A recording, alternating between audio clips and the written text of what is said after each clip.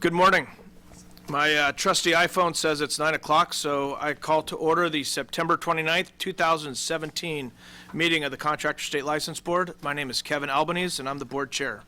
Secretary Johnny Simpson, can you please lead us in the Pledge of Allegiance?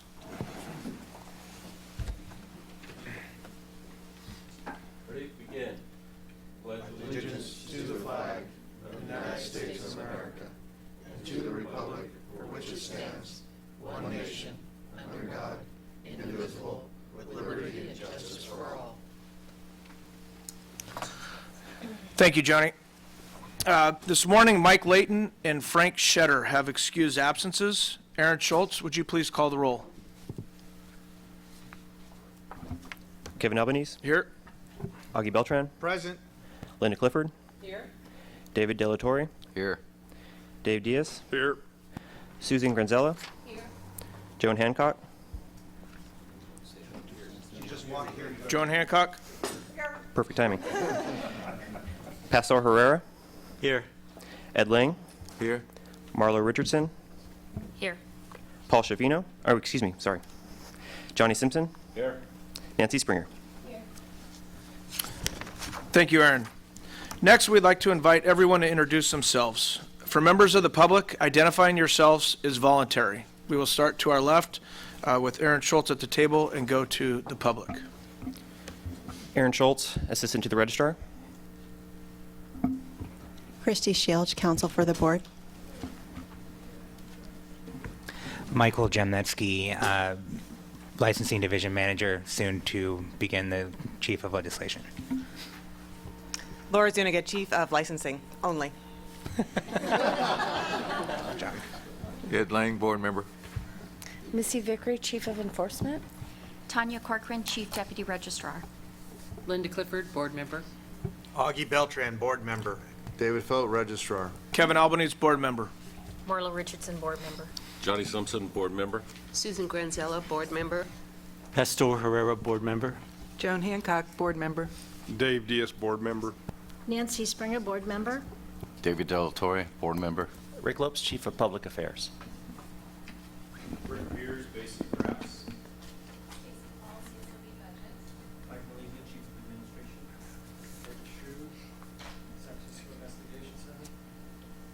William Bird, consumer advocate. Jennifer Barton, State Compensation Insurance Fund. Rhonda Myers, State Fund. Gregory Hamlin, State Compensation Insurance Fund. Nicole Ray, PTA Office of Human Resources. Will Arbuckle, Next Insurance. Alex Beltran, International Union of Trainers and Allied Trades. Derek Miles, Compliance Director for Sprinkler Fitters, Local 483. Richard Parks, City Guidance. Outstanding. Welcome.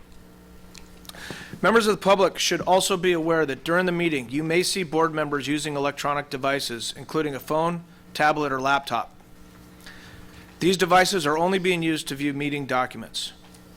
This morning, before we get in the meeting, I'd like to welcome 3 new members of the board senior staff. They've been introduced, and I'm going to try to get the names right. One is new to the board, and 2 others should be familiar faces. First, Tanya Corcoran comes to the board as our new Chief Deputy Registrar. Welcome, Tanya. Missy Vickery has been promoted to our new Chief of Enforcement. Welcome, Missy. And Mike Jemnetsky has just been appointed as our new Chief of Legislation. So congratulations, Mike, and welcome to all 3 of you. Before we get into the meeting, we'd also like to take this moment to recognize a milestone that one of our employees has reached this month. Mr. Shu, can you please come up? Back here, right? I think. This month, David celebrated his 40th anniversary with CSLB. He was hired by the board on September 12, 1977, the same year Jimmy Carter took office, Elvis Presley died, Star Wars premiered, and the Eagles hit number one with Hotel California. David was born and raised in southern Pennsylvania near Gettysburg. His family moved to Southern California, where David went to high school and eventually the Los Angeles Trade Technical College. David was hired in 1977 to work on the board's San Francisco Investigative Center at a starting salary of $1,011 a month. At that time, that was more than enough to cover his $200 a month apartment that had an impressive view of the bay. David was promoted to supervisor of our San Francisco office in March of 1991 and has been in that position for the last 26 years. The good news for all of us is that David doesn't have any plans to retire. David, we've got the small token of our appreciation for all of your hard work and dedication to protecting the consumers of California. Congratulations, David.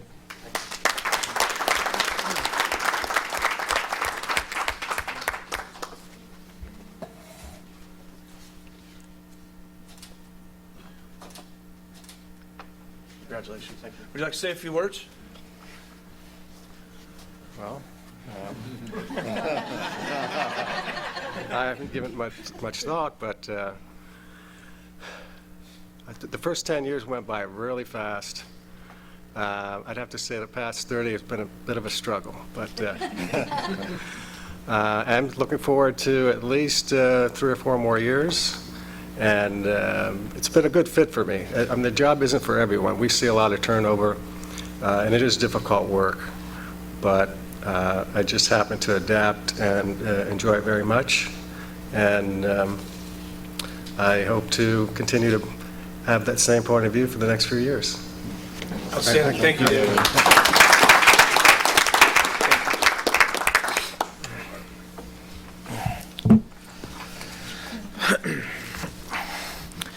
As we get into the main part of the meeting, this is my first meeting as chair. I'd just like to encourage and challenge our fellow board members to be active. Say what's on your mind, say what you think. Sometimes, as Council Shilge said at one point, did I say that right? I didn't, did I? Christie said, you know, sometimes democracy is not comfortable. And that's one of the things that I'd really love to see us engage as a board, become active, set in policy, direct in policy, get away from a few of the unanimous votes that we do quite often. And say what's on your mind in protection of the California consumer and this great construction industry that we're all here to promote while protecting the consumer and keeping the consumer at the forefront. And that's what I got to say there. So welcome. I really appreciate the opportunity to sit at this chair. It's been an honor to work with senior staff so far, and I look forward to a wonderful year. And to quote Steve Sands, one of his parting comments was to remember as a board, we're just 1/15 of the board. We're not 1 of 15. We're 1/15 of the board, and that goes for all of us, me included. So, anyway, thank you for the opportunity. Moving on to agenda item B, public comment. In order to allow the board sufficient time to conduct its scheduled business, public comment may be limited to a reasonable amount of time for each member of the public. Considering today's agenda, I will be limiting comments to 5 minutes, although I will consider requests for additional time. It is also not necessary to repeat statements or views of a previous speaker. It's sufficient to simply state that you agree. The board values input from the public as part of its consumer protection mission and welcomes public comment during this section of the agenda. However, board members cannot engage in dialogue with those who offer public comment due to constraints imposed on us by law. The law prohibits the board from substantively discussing or voting on any matter brought up during public comment. If a member of the public wants the board to discuss a topic not listed on today's meeting agenda, you may also ask the board to consider placing that on the agenda for a future meeting. If you have an application, complaint, or disciplinary charge pending before the board, we ask that you not discuss the details of your case or pending complaint. It's because board members may be the judges and by law are not permitted to receive evidence or information that is not part of the administrative record of the case. Members of the public can offer comments during this time for items not on the agenda, but if your item is related to a specific agenda item, you may want to wait for that item to come up for discussion. We will ask for public comment before taking any action on any item, and if for some reason we forget to ask, Christy will remind us, but if she doesn't, please raise your hand or ask to make a comment before the discussion and you will be recognized. Are there any members of the public here who wish to address the board at this time? Sir?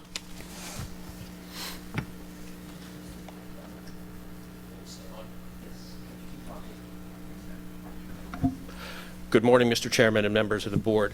My name is William Bird, and I'm here today as a consumer advocate. I've spent the last 25 years doing commercial real estate transactions and a few residential ones, and I have a little slideshow for you to talk about the issues that I have found that most impacts our consumer. And those focus on the mechanics lien law and the moral hazard which is created by that. So if we go to slide number 2, I have laid out the definitions from the statutes which determines who is permitted to lien on your property when work is done for a property owner. Does everybody have one? Oh, okay.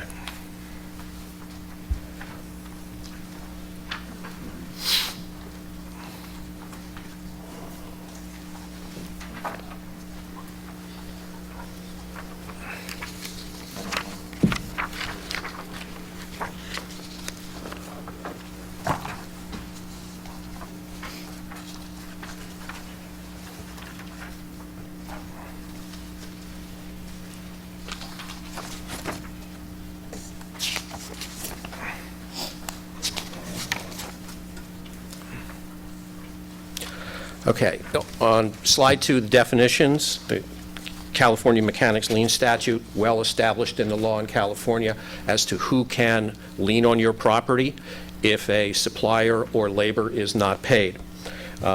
Toward the bottom is where we get into the moral hazard issue. The definition of a moral hazard is the lack of incentive to guard against risk when one is protected from its own consequences by either insurance or other forms of shield. And in this case, the other form of shield is the California Mechanics Lien Statutes. So I'll give you 2 examples that I was actually involved in. We'll go to page 3. This particular example, a tenant was renovating a very large distribution warehouse and upgrading the lighting to the newer T5 lights, which replaced the older fluorescent lights, and they cut the consumption of power by about 2/3. What happened was he hired a contractor who installed the lights but never paid the supplier of the lights. So what happened was the supplier filed a lien on the property, and then the landlord got notice of the lien, went to the tenant and said, you have to pay this, otherwise you're in violation of the lease. So what happened was the tenant ended up paying twice for the lights. Second example, commercial roofing. In my career, I helped a lot of landlords with their commercial roofs. This is the traditional multiple felt ply and standard roofing materials. And what happens is you go out to bid and all the contractors face the same labor costs and the same material costs. And what happens is, inevitably, and I saw this too many times, one contractor misjudges the amount of what its cost is going to be. And then what happens is somebody at the contractor figures it out, and then somebody doesn't get paid. And we have the same problem where the consumer ends up effectively paying twice because they paid the contractor and then they have to either pay for the labor or the materials again. So now we'll page 5. Solar energy has been one of the biggest growth areas in construction in California, with the conversion to emission-free energy and the regulations coming out of Sacramento. We had been the fastest growing, and we have slowed down for a number of reasons. But the risk here is that we have more companies that are filing for bankruptcy and leaving unpaid bills. And I've listed some of them here. The most notable one was a company called SunEdison, which was a publicly traded entity, $10 billion market capitalization, now totally wiped out. And the others on the list, Viringo, for instance, they were advertising like crazy in Southern California where I live. They were on the radio all the time, and a lot of these folks didn't price their panels correctly. And so in Las Vegas, there was Summerlin Energy. They took advance fees from customers, didn't pay their suppliers, so we have the same item. They're in bankruptcy again, 300 plus creditors, and ended up with hundreds of liens on individuals' homes. And this is part of the moral hazard because the supplier knows that the supplier will get paid one way or another, and that's basically what has happened in Las Vegas and in some of these other areas. So- Mr. Byrd, your 5 minutes is up. Do you need another 30 seconds to wrap up? All right, let's jump to, wow, that's 5 minutes. I didn't think it was that long. All right, let's jump to page 8 then.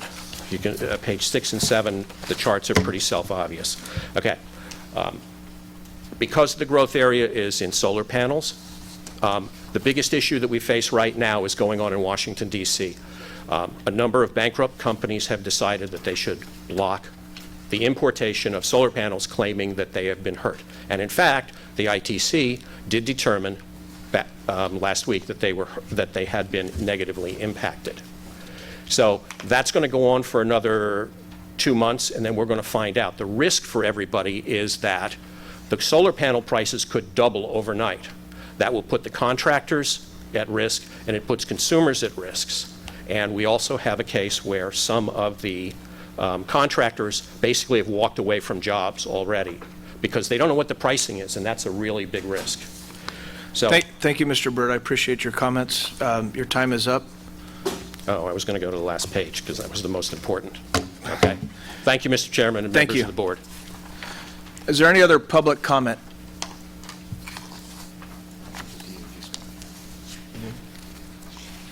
Do any board members have any item that they'd like to place on a future meeting agenda at this time? Does any member of the public have any item they'd like the board to consider at a future meeting? Hearing none and seeing none, we're going to go out of order, and we are going to take up agenda item E2 in the packet to accommodate our representatives from State Fund Insurance and representative from the Deputy District Attorney's Office. So item E2, I will turn that over to Enforcement Chair, Mr. Ed Lang.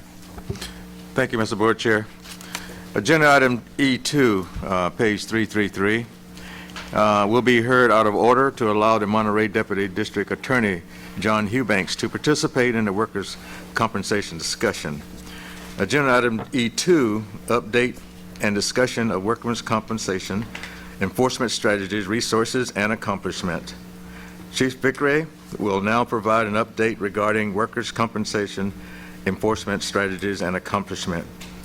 Also, we have a representative from the State Farm that will summarize a meeting that was recently conducted with CSLB staff and provide ideas for future collaboration regarding workers' compensation compliance. At this time, Chief Vickery. Thank you, Mr. Lang. CSLB's Enforcement Division continues to work hard to address licensed contractors who have false workers' comp exemptions on file. You'll see on page 334 of your packet, we've done a pilot study that has confirmed that of the 4 classifications we were studying, including concrete, earthwork, paving, landscaping, and tree trimming, that 71 of the 121 individuals that we contacted confirmed that they had workers and false exemptions on file. That is significant because it represents 59% of those that we contacted. We're looking at additional strategies and how we're going to move forward in the future. To address those, we set up a meeting on October 4th with the Bureau of Real Estate to discuss real estate agents who represent house flippers or homeowners that may hire unlicensed or underinsured contractors to perform escrow-required repairs. Additionally, we're looking at the possibility of proposing civil penalty adjustments for workers' comp violations. Presently, the current civil penalty limit is $5,000 for no workers' compensation. Most administrative law judges reduce those civil penalties. So we recently had a meeting with State Fund, and we discussed, with the Attorney General's office, where we discussed proposing partnering with them to educate administrative law judges on the importance of obtaining of the problem and the effect on the underground economy. We will also be partnering with Mike Jemnetsky, the Chief of Legislation, and considering legislation to raise the civil penalties to $15,000. Another strategy includes considering legislation for failure to obtain workers' comp insurance and increasing the statute from 1 year to 2 for unlicensed contractors. This would parallel what's already required for licensed contractors. We also had a meeting with CEO State Fund Vern Steiner on September 1st, where we discussed how we could partner with them to address contractors who have fraudulent minimum policies on file, and how we can assist them in collecting audit assessments through CSLB's audit judgment program.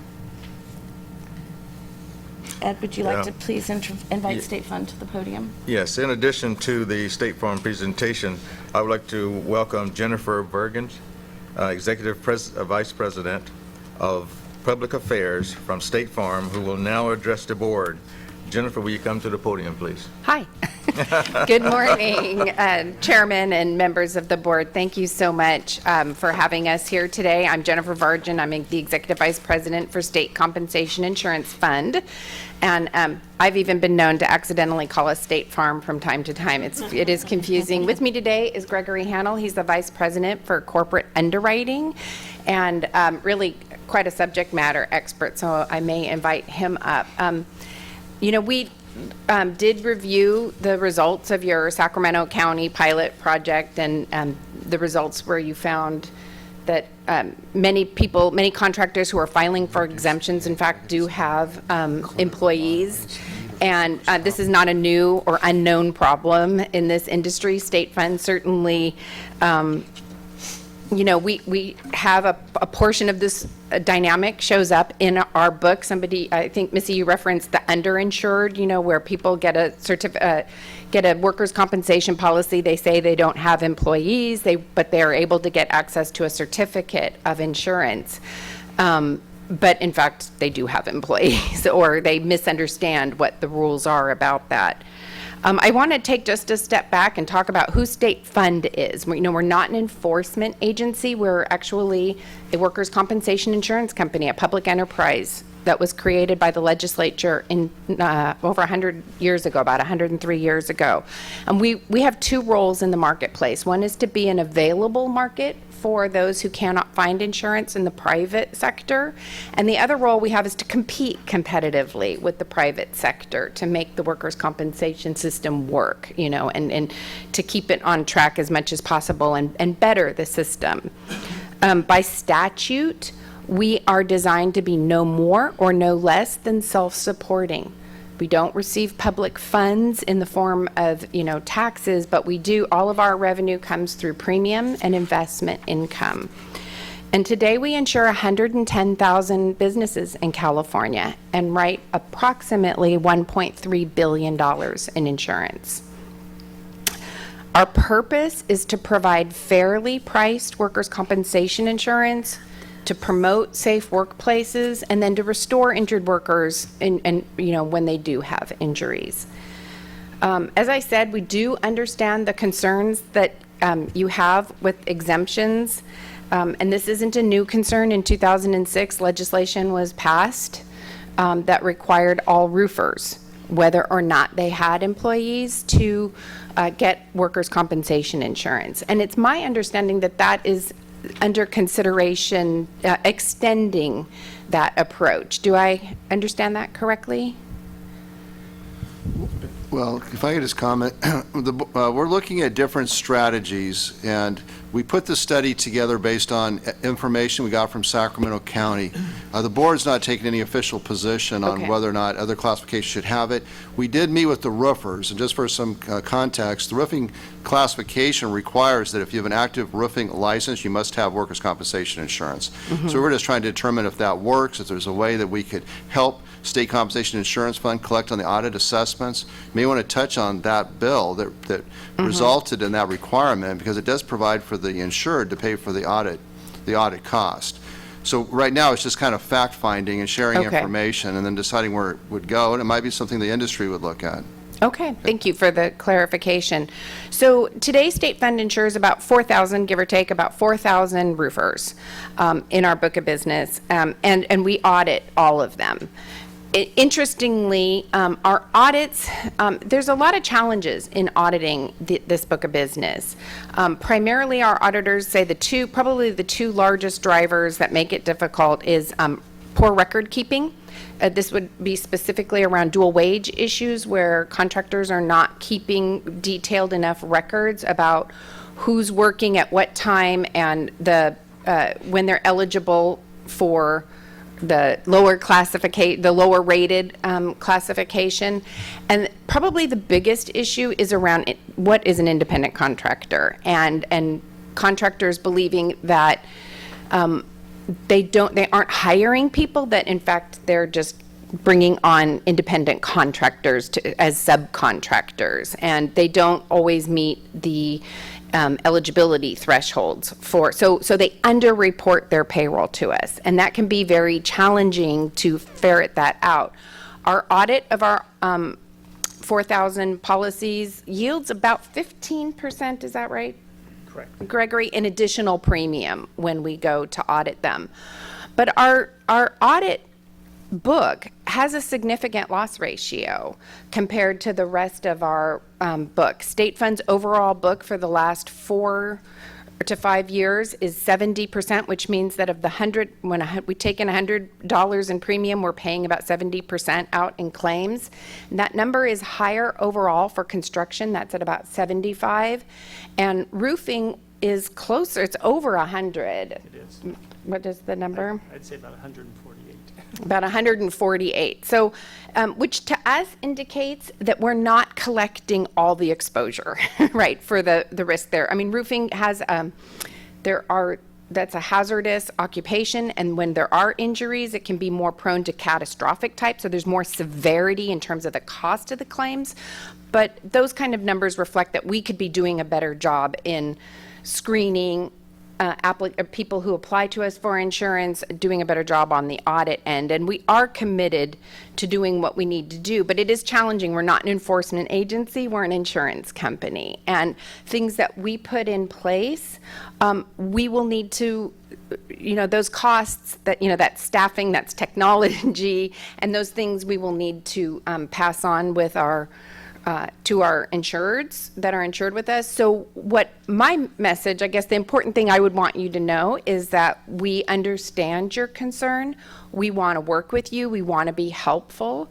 And we just, depending on what you're considering, need to carefully weigh what the financial and operational impacts would be to State Fund, especially for those people that report we call them minimum premium policies. They claim they have no payroll with us or very minimal payroll, and the loss ratio on that book indicates that in fact they do have payroll and they do have employees, and it's in the 80s, like 85%. So we want to make sure that any actions that the CSLB any legislation you might pursue doesn't drive that problem that exists with false exemptions into our book of business and create financial disruption or operational disruption.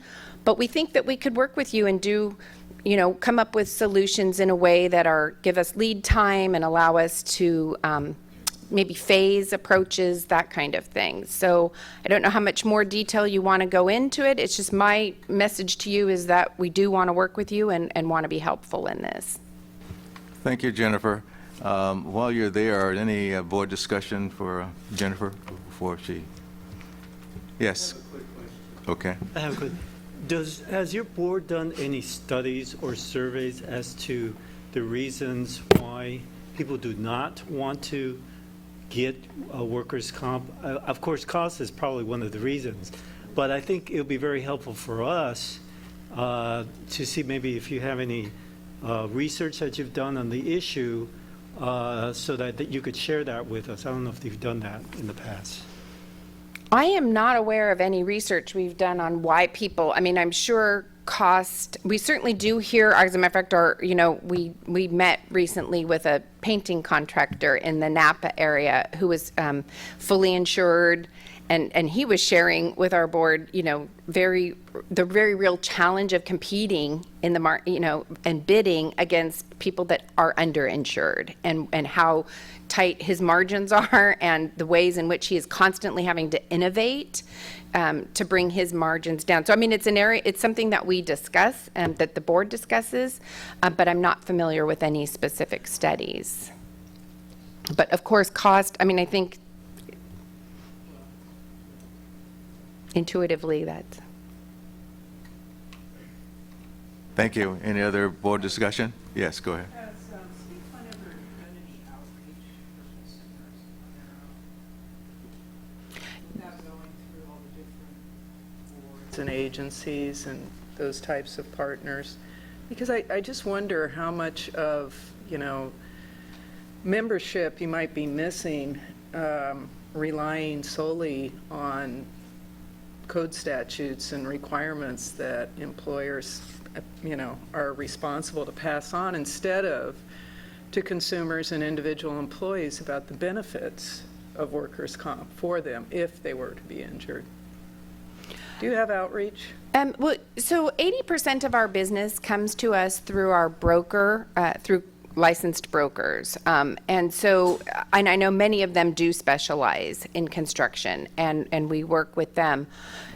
In terms of outreach, that's a great question. I don't know that we've done any kind of, say, campaign per se in a long time. We have a very robust website that has a lot of information, but that someone has to come to us and wade through that information. And I think that as we look at some of the results we have today in our construction book, we do see opportunities to do better work, and education may very well, and outreach may be one of those areas that we need to take a better look, take a deeper look at. Was there something specific you had in mind? Thank you. It's a curiosity. I mean, over the years, I haven't seen much change in the way that State Fund does business. And, you are the biggest organization, and there isn't, the competition isn't huge. And so I'm just wondering if there's something that could be done, without going through the state and state agencies on the part of the fund, to get that kind of message across in a way that it never has been. Something to consider. Oh. Are there any other questions? What about public? Any public comment? For Jennifer while she's there? Yes. You mentioned that your book of contractors that report no payroll have a higher than normal claim average. How does the state fund react when you get a claim from an employer who has reported no payroll? What's your procedure in those instances? I can speak in general terms about it, but Gregory, maybe you want to, do you have? Yeah, I mean, anytime that occurs, that would be a surprise, and our claims notifies our policy department. Whether it's, so one, if we're already auditing them, they'll get picked up at audit in their payroll. So that's the primary way. But our claims, they immediately notify if they see that, our policy side of the business to make sure we check that out. So maybe if they were in a year where they were not going to be audited, they would definitely be audited in that year.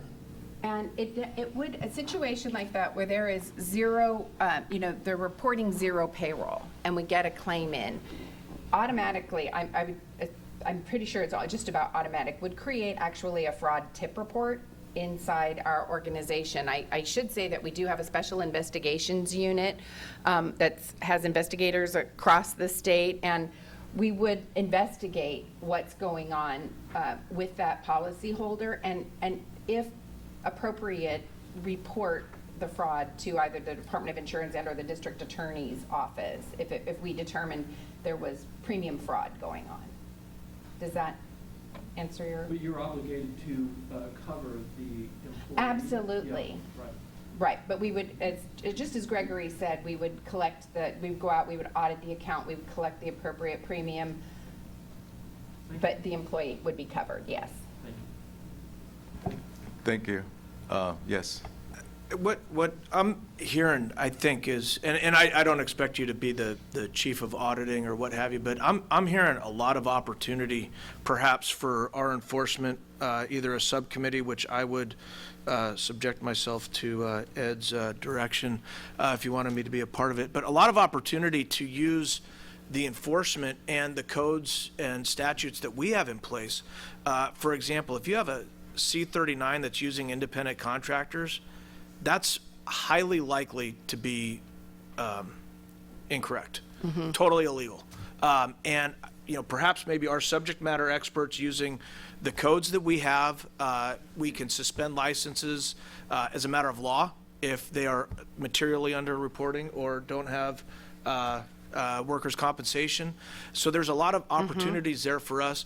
And also with some of your no employees as subcontractors, perhaps people that have experience in those trades. And I'm sure your auditing team is very more up on this than I would expect you to be. But there may be some opportunities for enforcement and state fund to really work together to make that C-39 pilot program work to ensure that the workers are protected and, more importantly, the consumers are protected from getting hammered on that. So Right. I see just a tremendous opportunity of coming at least getting the factual basis together.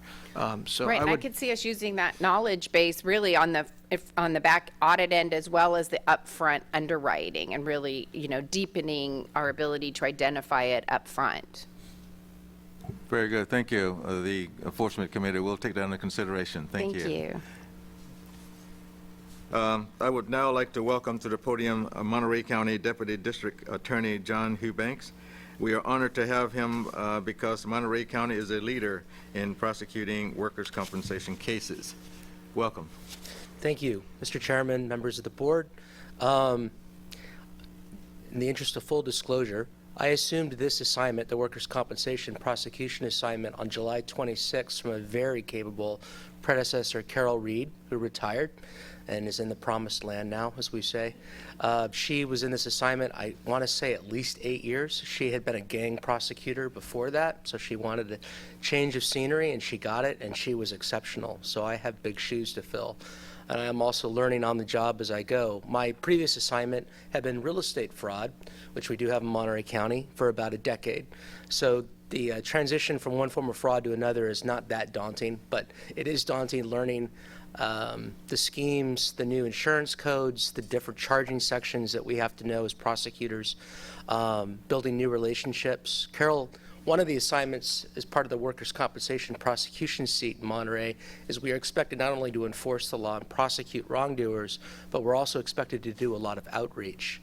And Carol probably was doing 2 to 3 forms of outreach a month, from this type of public presentation and outreach to meeting with local employers in the ag sector, the hotel sector, the healthcare sector down here, with PowerPoint shows and brochures, and just educating employees, educating employers.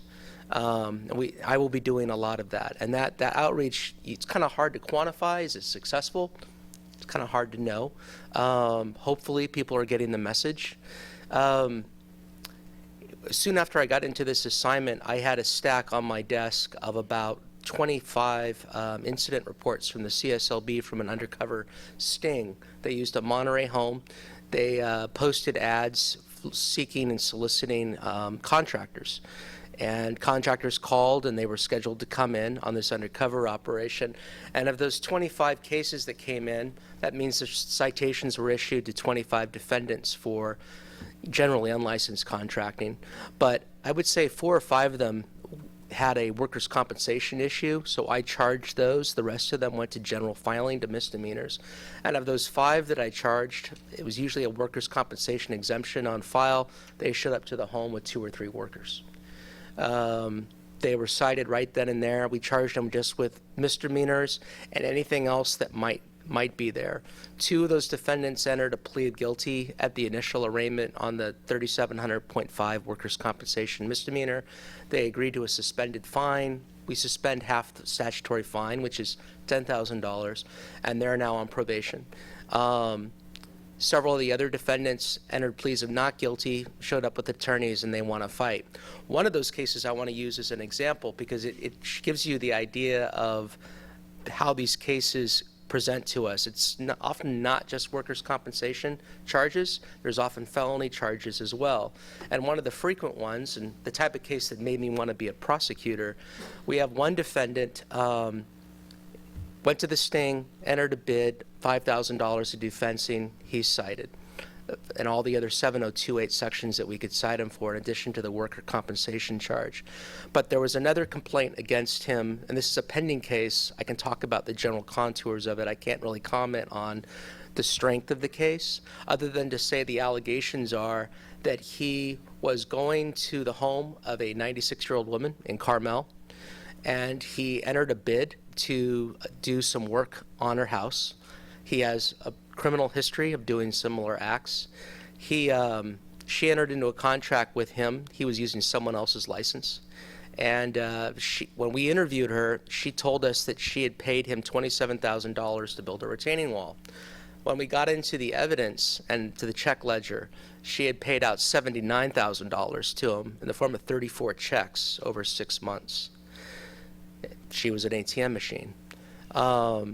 And she's not real willing to be a witness in the upcoming prosecution. She sees him as a friend. It's not uncommon in these cases. But he is charged with a residential burglary with a person present. That is a felony strike, state prison mandatory. He's charged with elder abuse, using someone else's license. So he got all the felonies and then the workers' compensation charge because he was there with 3 workers. When the CSLB and the sheriff went to that site to check out a concerned citizen report, the workers fled.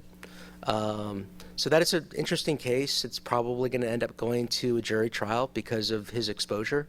And who knows how a jury will respond to that, and who knows how the victim will testify at trial. But that's the type of, sometimes with workers' compensation cases, sometimes those cases present themselves, and they're unusual and they're complicated. We have lots of cases involving premium fraud. We work with the CSLB and SCIF on that quite a bit, on audits. We have provider fraud. We have the garden variety applicant fraud. So it's a very dynamic area of the law. One of the interesting cases from the Soberanes Monterey fire of a couple years ago, 1 year ago, there was a rollover bulldozer operator death, and the owner of the bulldozer company had a contract with CAL FIRE. There was a workers' compensation requirement with that contract. He didn't have workers' compensation coverage. The operator, who the defendant claims was an independent contractor, was crushed to death. He left 2 daughters and a wife. If there had been workers' compensation coverage, the death benefit would have been in the ballpark of $320,000. There was no workers' compensation coverage, so there was very little in the way of death benefits paid to that family. So one of the goals of this prosecution against the owner of the company, there are a variety of felonies charged, will be to get restitution for the victims. So just to give you an idea, these cases kind of come into our office from a variety of sources. The CSLB is very frequently an active partner with us, so we get some very good cases from you. They're exciting cases. They're complicated.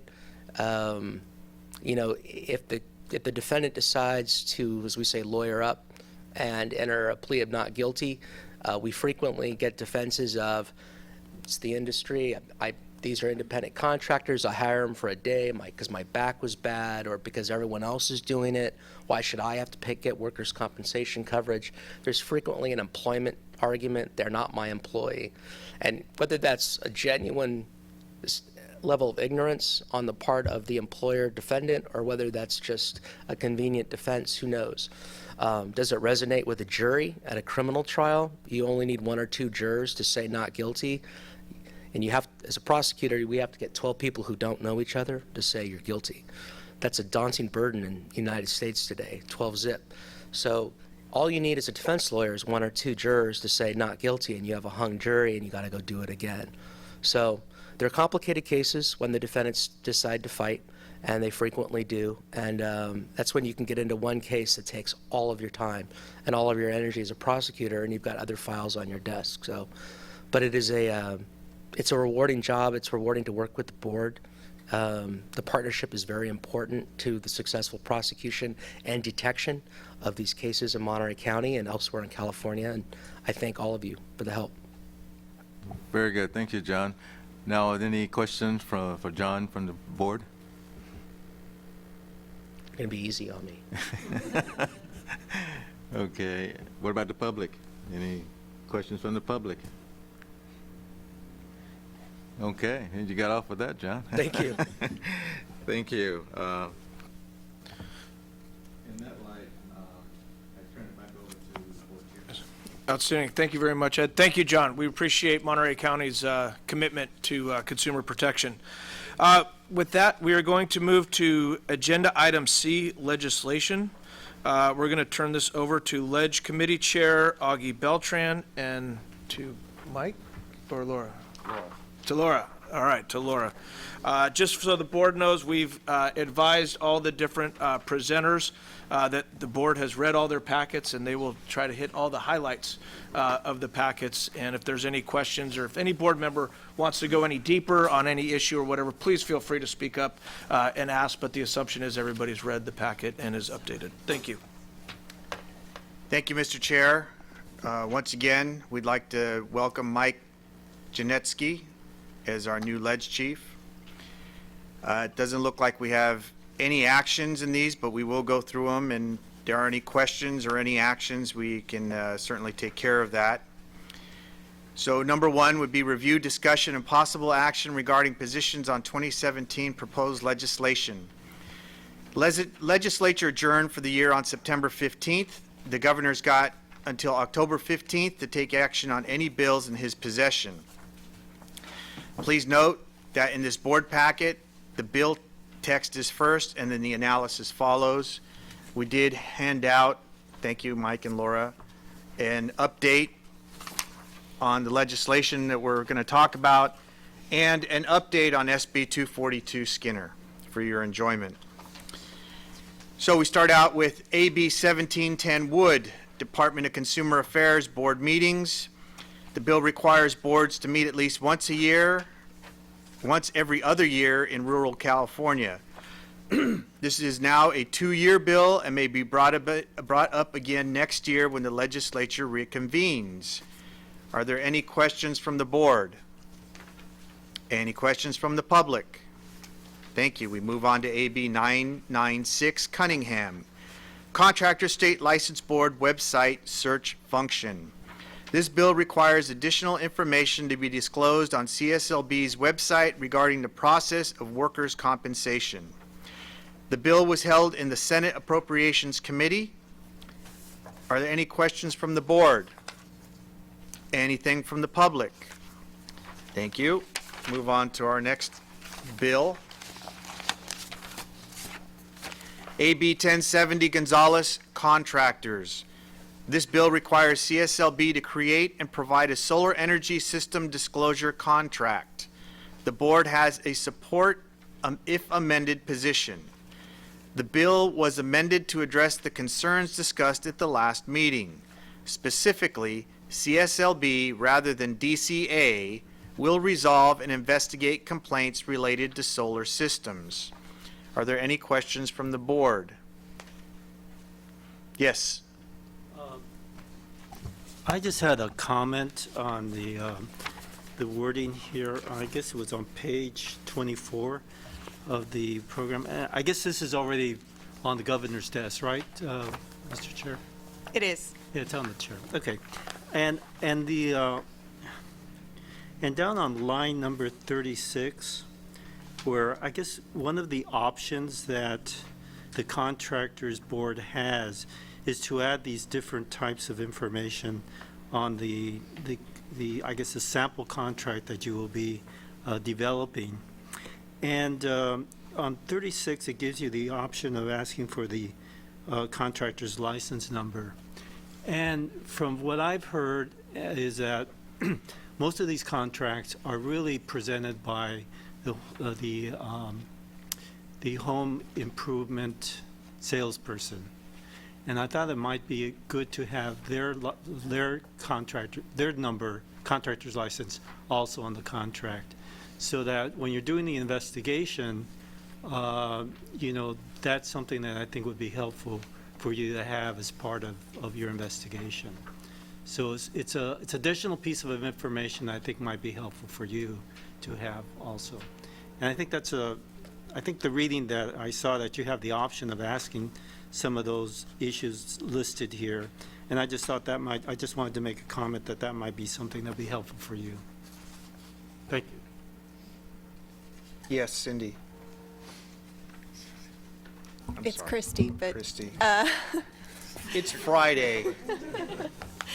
I just want to bring to your attention that we've got some pretty tight timeframes in this bill.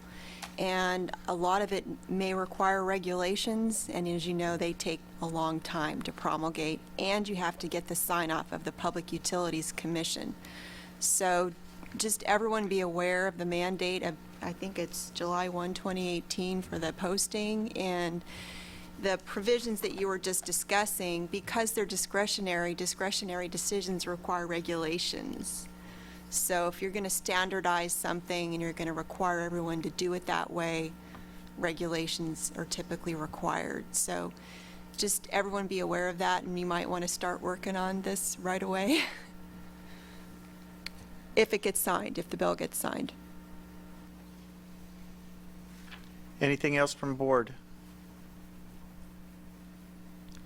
Anything from the public? Question. It's at the governor's, right? Yes. So can we just send a letter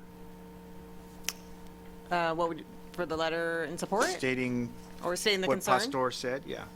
I don't think, we could. I don't think it would have much impact, though. He's either going to sign or veto it. I think we could just work with the author's office if it needs cleanup next year. But that could be something, if we adopt the regulations, we could put it in there.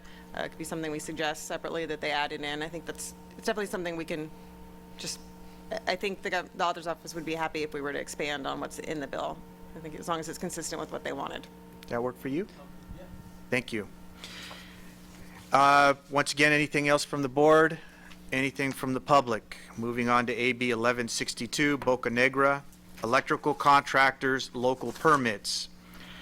This bill requires C10 electrical contractors to certify when applying for a building permit that she is in compliance with electrician certification requirements. This bill was held on the Senate inactive file and is now a 2-year bill. Anything from the board? Public? Moving on. AB 1190, Obernolte, Department of Consumer Affairs Breeze System. This bill requires DCA to quarterly post information online about the Breeze IT system. The bill is currently on the governor's desk. Anything from the board? Anything from the public? Next. AB 1278 Low, Contractors Licensing Final Judgments. This bill makes changes to CSLB's current process for suspending licenses related to unsatisfied final judgments. The bill is currently on the governor's desk. Anything from the board? Anything from the public? Next, AB 1284 Dababneh, California Financing Law, Property Assessed Clean Energy Program, Program Administrators. This bill was amended late in the legislative process, so the board has not previously reviewed. It would, beginning January 1st, 2019, require a program administrator that administers a PACE program on behalf of a public agency to be licensed under the California Finance Lenders Law, which is renamed to the California Financing Law. This would subject PACE administrators to oversight by the Department of Business Oversight. This bill is currently on the governor's desk. There is no action requested. Anything from the board? Anything from the public? Next would be AB 1357 Chew, Home Inspectors, Roofing Contractors, Roof Inspections. This bill allows C39 licensees to perform repairs resulting from a roof inspection. The bill is currently on the governor's desk. Are there any comments from the board? Any comments from the public? Next would be SB 242 Skinner. Once again, we have a separate sheet in case you want to glean over that. Property Assessed Clean Energy Program, Program Administrator. This bill established requirements for PACE administrators and provides that it is unlawful to commence work under a home improvement contract, and that the home improvement contract is unenforceable if A, the property owner entered into the home improvement contract based on the reasonable belief that the work would be covered by the PACE program, and B, the property owner applies for, accepts, and cancels PACE financing within the 3-day right to cancel period established in existing law. This bill is currently on the governor's desk and no action is requested. Anything from the board? Anything from the public? J, SB 244 Laura, Privacy Agencies Personal Information. This bill makes several changes to existing laws about public records in order to protect the privacy of persons whose information is included in those records. The board has not previously reviewed this bill. It is on the Senate inactive file, so it may be brought up again next year. There is no action requested at this time. Questions from the board? From the public? Moving on. Yes, Christie. Sorry. So with respect to this bill, I would just ask the board to keep monitoring it, because the true impact to the board at the time this was introduced and was making its way through the legislature was to restrict the ability of the board to share personal information, including convictions and anything regarding any investigations with other agencies, which would severely impact your ability to investigate cases, as we've just previously discussed, and partner with other state and local law enforcement agencies. So there were some real concerns in the department regarding the impact to your investigative program. So it's since been revised, but I would just recommend keeping a watch on it so that if it does morph back into something restrictive again, that you're able to actually weigh in on that. Thank you, Counselor. Thank you. Board questions on the counselor's comment? Yes. Just, I'm wondering if we can just get a cheat sheet on that one as well, like we did for 242. Is that possible? to Yeah, have we that didn't have an emailed out analysis to because of us? the amendments, the way the bill was narrowed, but Right. if it comes back and we need to bring it to the board, if it is expanded, yeah, it'll have an analysis. So is a clarification for the board, could you please tell us and the public when bills usually come back? So this bill, the legislature's out until January. It is on the Senate inactive file. Is that where the bill is? So so we need to get out of the Senate in January. So sometime in January it could come up again. So Okay. at the February board meeting would be the next time we discuss it. So Joan, would you be happy with getting something in January if it comes back, or do you want the current? Oh, all right. Anything else from the board? Anything from the public? Moving on. K, SB 486, Mawning, Contractor State License Law, Letter of Admonishment. This is our sponsored bill authorizing the issuance of a letter of admonishment. The bill is on the governor's desk. Go ahead. Minor update, excuse me. The governor signed the bill on September 26th.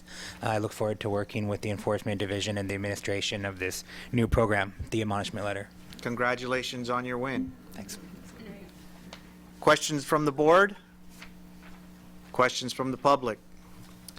I, SB 715, Newman, Department of Consumer Affairs Regulatory Boards. This bill includes the failure to attend board meetings as a possible cause for removing a board member from office. The board previously adopted a watch position. This bill is on the inactive file and may be brought up again next year. More than likely will be. Anything from the board? Anything from the public? M, SB 800, Business, Professions, and Economic Development Committee, Professions and Vocations. This bill makes a few technical changes to the contractor state license law. The board previously adopted a support position. Doesn't say where it's at. Sorry, this one's on the governor's desk as well. Thank you. Anything from the board? Anything from the public? Number 2, 2016 through 18 strategic plan update, discussion, and possible action on the 2017-18 legislative objectives. The chart of legislative objectives is on page 282. Dang, it sure is a lot of pages.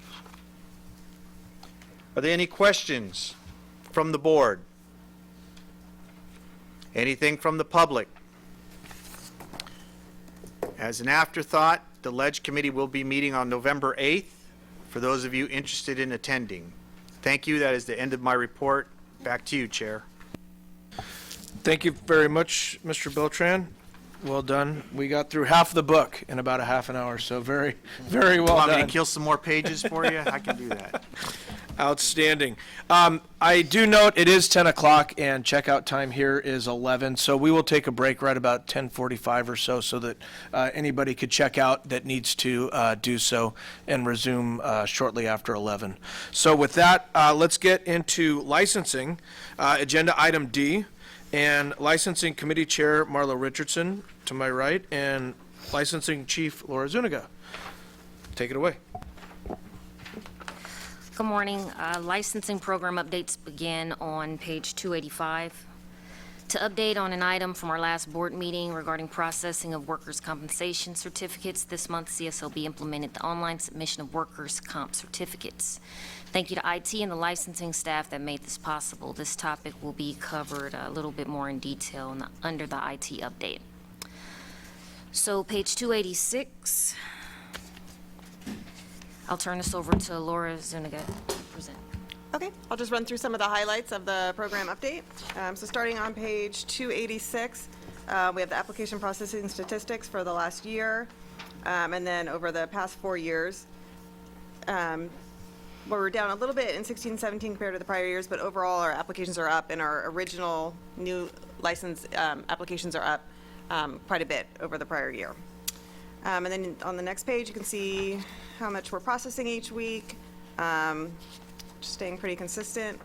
And then on to the next page, we have our, on page 288, the time before we begin processing each type of exam. I did want to call your attention to a chart on page 289. This is a new chart, the average weeks for total processing by month.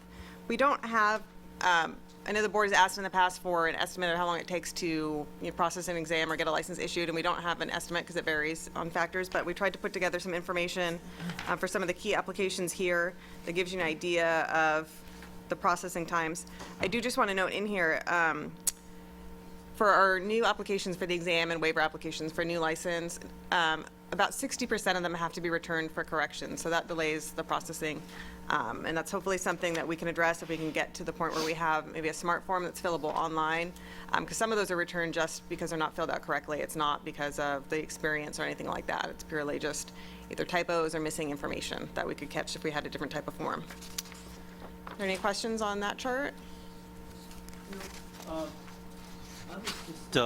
I saw that they said that, sometimes these applicants, you have to return it because, or some of them multiple times. Yes. So is that basically the problem, that they just forget to fill out a part of the application, or is there some questions that they are missing, or is there something that you could kind of tell them beforehand when you send out the application, be sure that you answer question B or C or 12 correctly, because that's one of the reasons why it can delay your application. Right. So our application could certainly be a little bit more user-friendly, perhaps, than it is now, with the instructions, which is something Public Affairs is kindly working on for us. But we have had information online. We've had a video about how to correctly fill out the application, and didn't make a huge difference in the number. So I think we really need to look at revising the application maybe itself to make it easier. A lot of times it's, some of it's confusion as to what they're supposed to include. particularly like maybe the entity that needs to be listed on the license, the personnel, the offices, that kind of thing. And some of it is they just miss checking a box, so kind of a combination of factors. Yeah, well, I'm glad that you're looking at it, see the reasons why you can make it more efficient. Yes, Thank you. that would be great. So Laura, I have a question, because we had asked about this. The smart forms, can you give an update? I know that's part of IT, but the smart form will be improving these times so that they can have the rejection immediately and fix it. So a brief update on what that solution might be? I don't have an update for you at this time, but I will put it on the licensing committee agenda, maybe for next month. And then at the next board meeting, I'll include more information. I don't know offhand what the target time frame is for that. I think it's more IT than it is licensing, so I'll need to check with them. Okay, good, thank you. Okay. Moving on to page 290, here you can just tell the disposition of applications by fiscal year, all the types of status, and then on to 291, workers' compensation certification and recertification. Those numbers stay pretty consistent overall. Our percentage with exemption on file is 56%. That's down from about 60% from when we first started asking for the recertification upon renewal. And then on page 292, we have the chart by classification with the percentage that have an exemption on file. These numbers also stay consistent when we look back over some historical information. The percentages don't change very much. And on page 293, we have the criminal background unit statistics. And just note again that our the number of denials we have is quite low. And then on to page 294, we have the statistics on our experience verification unit, where we randomly check 3% of the applications for a more in-depth review of the experience. And then on page 295, the chart breaks that down by classification as well. Any questions? Yes, of course, I have another question because it's near and dear to my heart. On the workers' compensation, the recertification, I know you had mentioned it was going to be covered, but the improvement in the time, are you going to cover that later, or am I putting you on the spot now? I think that Tanya is going to cover it a little bit in the IT update, maybe not. Timeframes, yeah, we're not. So we, okay, so yeah, we are at under a week right now, down from the 4 to 6 weeks we were at the last board meeting earlier this year. Boy, that makes some of our board members happy. The staff did a lot of work, IT and licensing, and we made big and small changes to the processing of the workers' comp certificates. I also want to thank Mike Janetsky. He was actually the manager over that unit, and he did a lot to help improve the process. But IT staff developed an online fillable form to reduce the error rate on the form, and now you can, once you fill it out online, the record updates automatically. So there's no processing. There's nothing for the staff to really touch. So there's no queue of documents waiting to be processed. So we think once more people get to that, we're going to shut down the email option once everything is fully available online. So the only option will be to fill it out online or to mail in a certificate to encourage more and more people to go to the process of the electronic submission. Excellent, thank you. And then on page 296, we have information on the call center.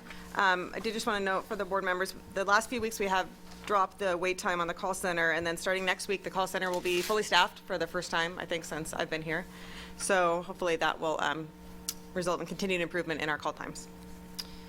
Then on page 297, we have information on, and then on to 298 on the judgment unit, the number of actions we've taken on judgments we've received, and then the savings to the public. Are there any questions on this portion? Are there any board comments or discussions? Any public comment? All right, moving on. Maybe just a quick comment. I think the customer interaction with our board, getting fully staffed, the workers' comp has improved dramatically from what I've heard from industry, so very well done. Kudos to the whole team for getting those processing times down and really becoming that advocate for protecting consumers, but also helping those legitimate contractors get resolved. So good job. Thank you. Okay, moving on to agenda item D2, discussion and possible action regarding license reciprocity in other states and National Association of State Contractors licensing agenda. It's trade exams, page 299. This item addresses one of the licensing committee's strategic objectives. I will turn this item again over to Laura Zuniga to present. Thank you. So this information on page 300 is really just kind of an update on one of the strategic items that we hadn't previously reviewed. We'll put it on the licensing committee agenda for further discussion on the issue next month. So I just wanted to kind of bring it to the board members' attention now and just let you know that we would discuss it in more detail at that committee meeting and then report back to the board on what the committee decides to do. Any board comment or discussion on item D2? Public comment? Okay. Number 3, the testing program update, page 305. The study that begins on page 309 is also in response to strategic objectives. Laura?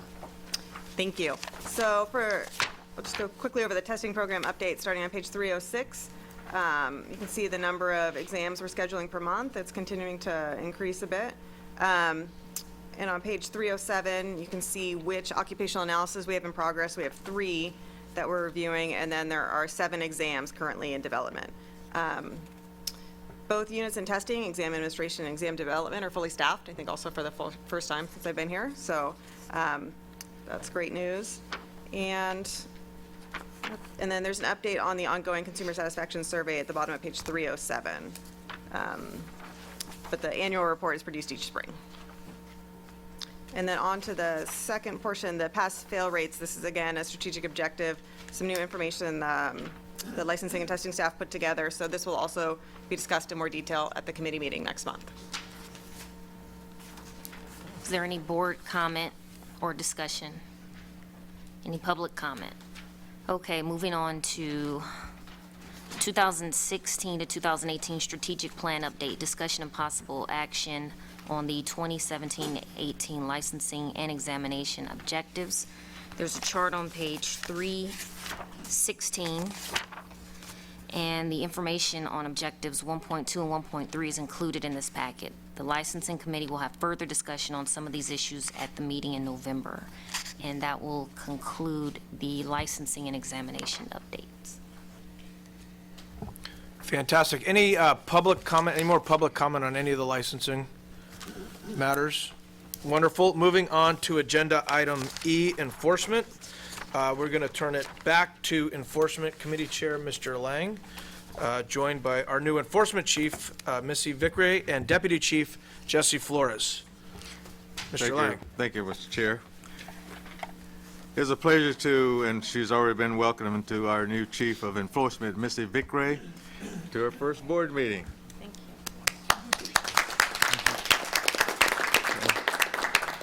Missy began her tenure as Chief of Enforcement on September 1st and has been working closely with Registrar David Folk to ensure a smooth transition.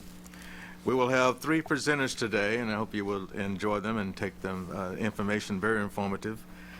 Deputy Chief Jesse Flores will provide enforcement program update. Chief of Enforcement Missy Vickery will begin update on workman's compensation enforcement strategies, CSLB solo enforcement task forces activities, and strategic plan objectives. And in addition, and not least, Member Nancy Springer will lead a discussion regarding strategies to address owner-builder construction permit and unlicensed activity violations.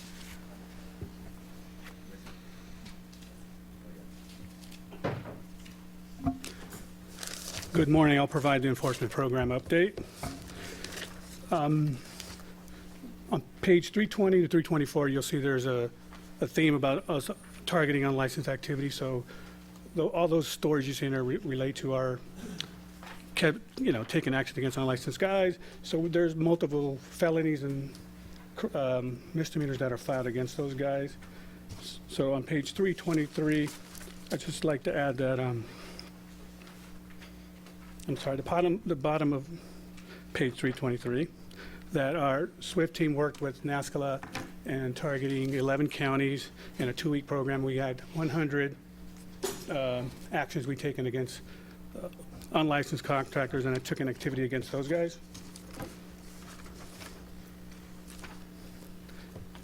Page 325, you'll notice that our caseloads have elevated. That has to do with some recruitment issues of finding qualified people to perform the work. Tanya, I think, is going to talk about that issue later. I'll add that our management team is working regularly, daily with our HR department and trying to find people who can do this job and get everybody in place so that we can do the enforcement that we like to do. In the middle of that page, I'd like to also add that even with the staffing issues we have in our intake mediation center and our investigation centers, we were still able to recover $19 million for consumers.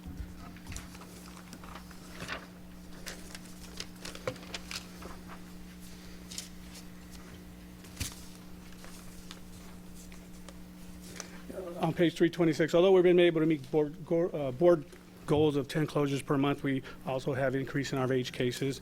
But management, again, with the recruiting, and we are working with all the supervisors and managers and meeting with staff and trying to triage these cases to get them resolved and concluded as timely as possible.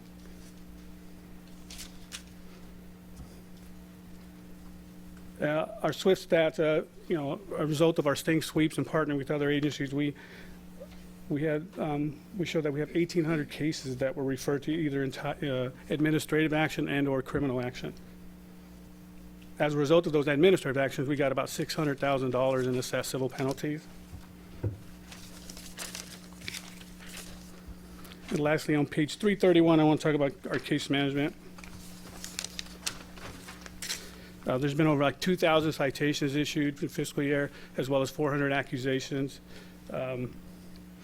And of those citations, our effective mandatory settlement program has resulted in resolving 53% of those cases that save us enormous costs and going all the way to the Attorney General's office. So that's a lot of effort and a lot of staff that is done statewide.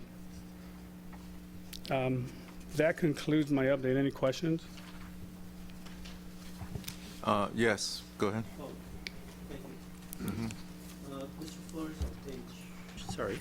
on page 324, on the chart on legal actions there, I was just really interested here that you have faster closures. Criminal cases are closed faster than administrative closures, and usually you would think that it takes a long time to do on the 328. What page was it? 328. 328. Oh, I'm sorry, 320. Thank you. 328 there. Could you explain that chart there on the bottom of the page? 328. Your question is that criminal cases are closed faster than administrative cases? It appears that's what the chart says here. You would think administratively you could close cases faster than criminal cases, but I just thought it was kind of interesting to see that. Excuse me, I think I have the answer. This is the number of cases closed to criminal action, not the actual processing time. So we closed more criminal cases than we did administrative cases. It's not the processing time. Was that the process? And those are non-licensee cases that, remember, they're working in our SWIFT unit as well as in our investigation centers. So there's two double effort on attacking the non-licensee cases.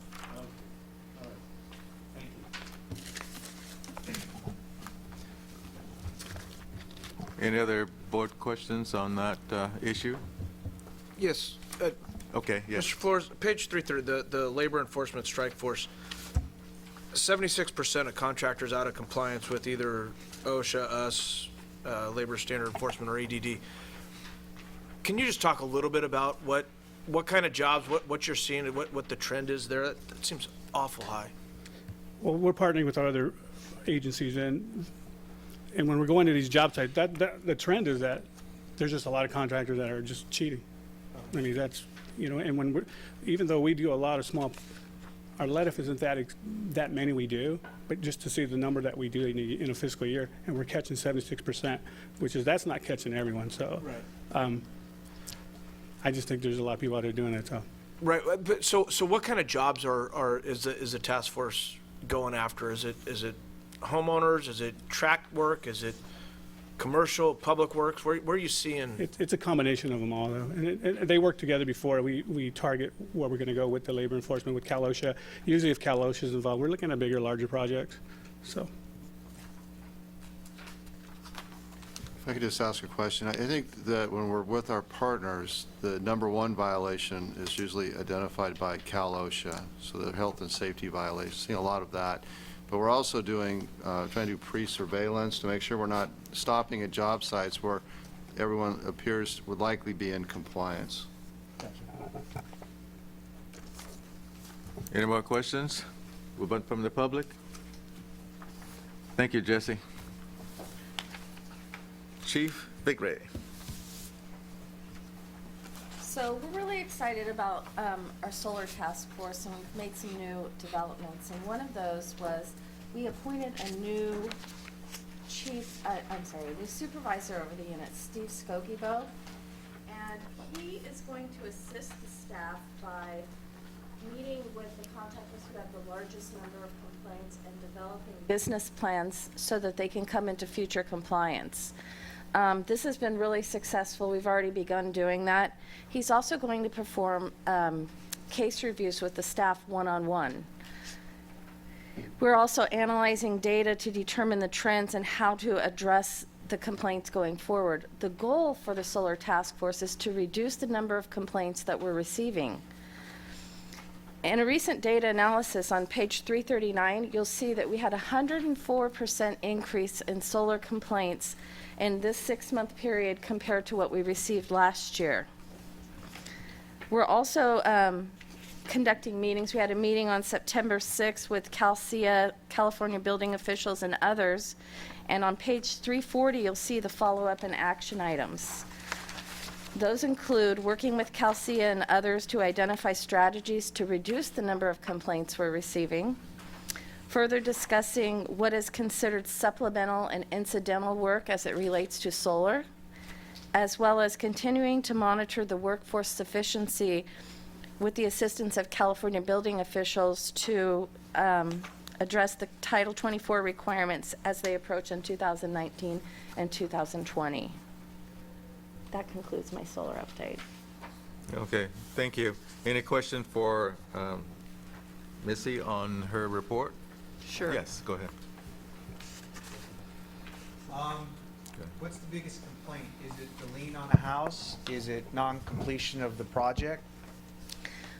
Most complaints involve some sort of misrepresentation. That's our biggest complaint, and we're working with those companies to address that problem and help them come into compliance with their business plans. And is that the people who are the salespeople or the actual company coming in and misrepresenting?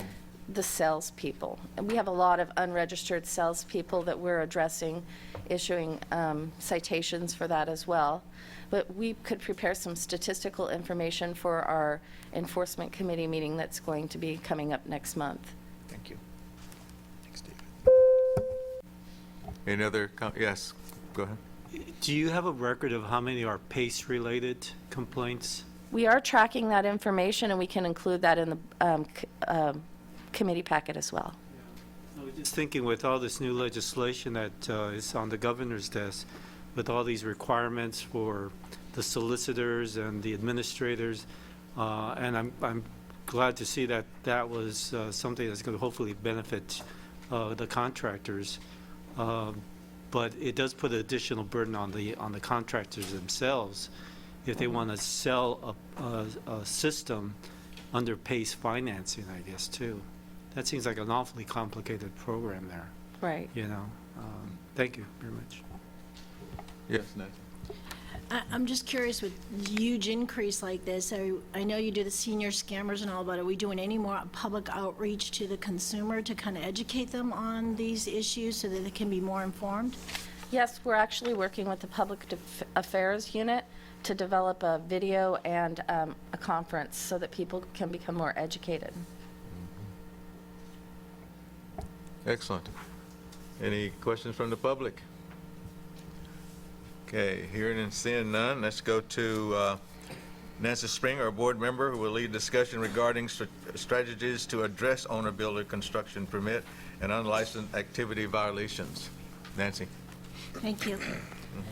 On September 8th, we had a meeting at the Contractor State License Board where typically we have chapter meetings with the local building officials, and every month we meet in different locations, and I had to host last month's meeting, and I asked if we could have it at the license board, which Dave was generous to let us meet there, which provided an opportunity for the building officials to kind of meet with the local enforcement group, with the different key staff members, with the complaint process, and then understanding workman's comp and all, and making these connections to be able to better partnership, and because there's a lot of new people coming on board, and so kind of just making these connections in the partnership. So that was a successful meeting on September 8th.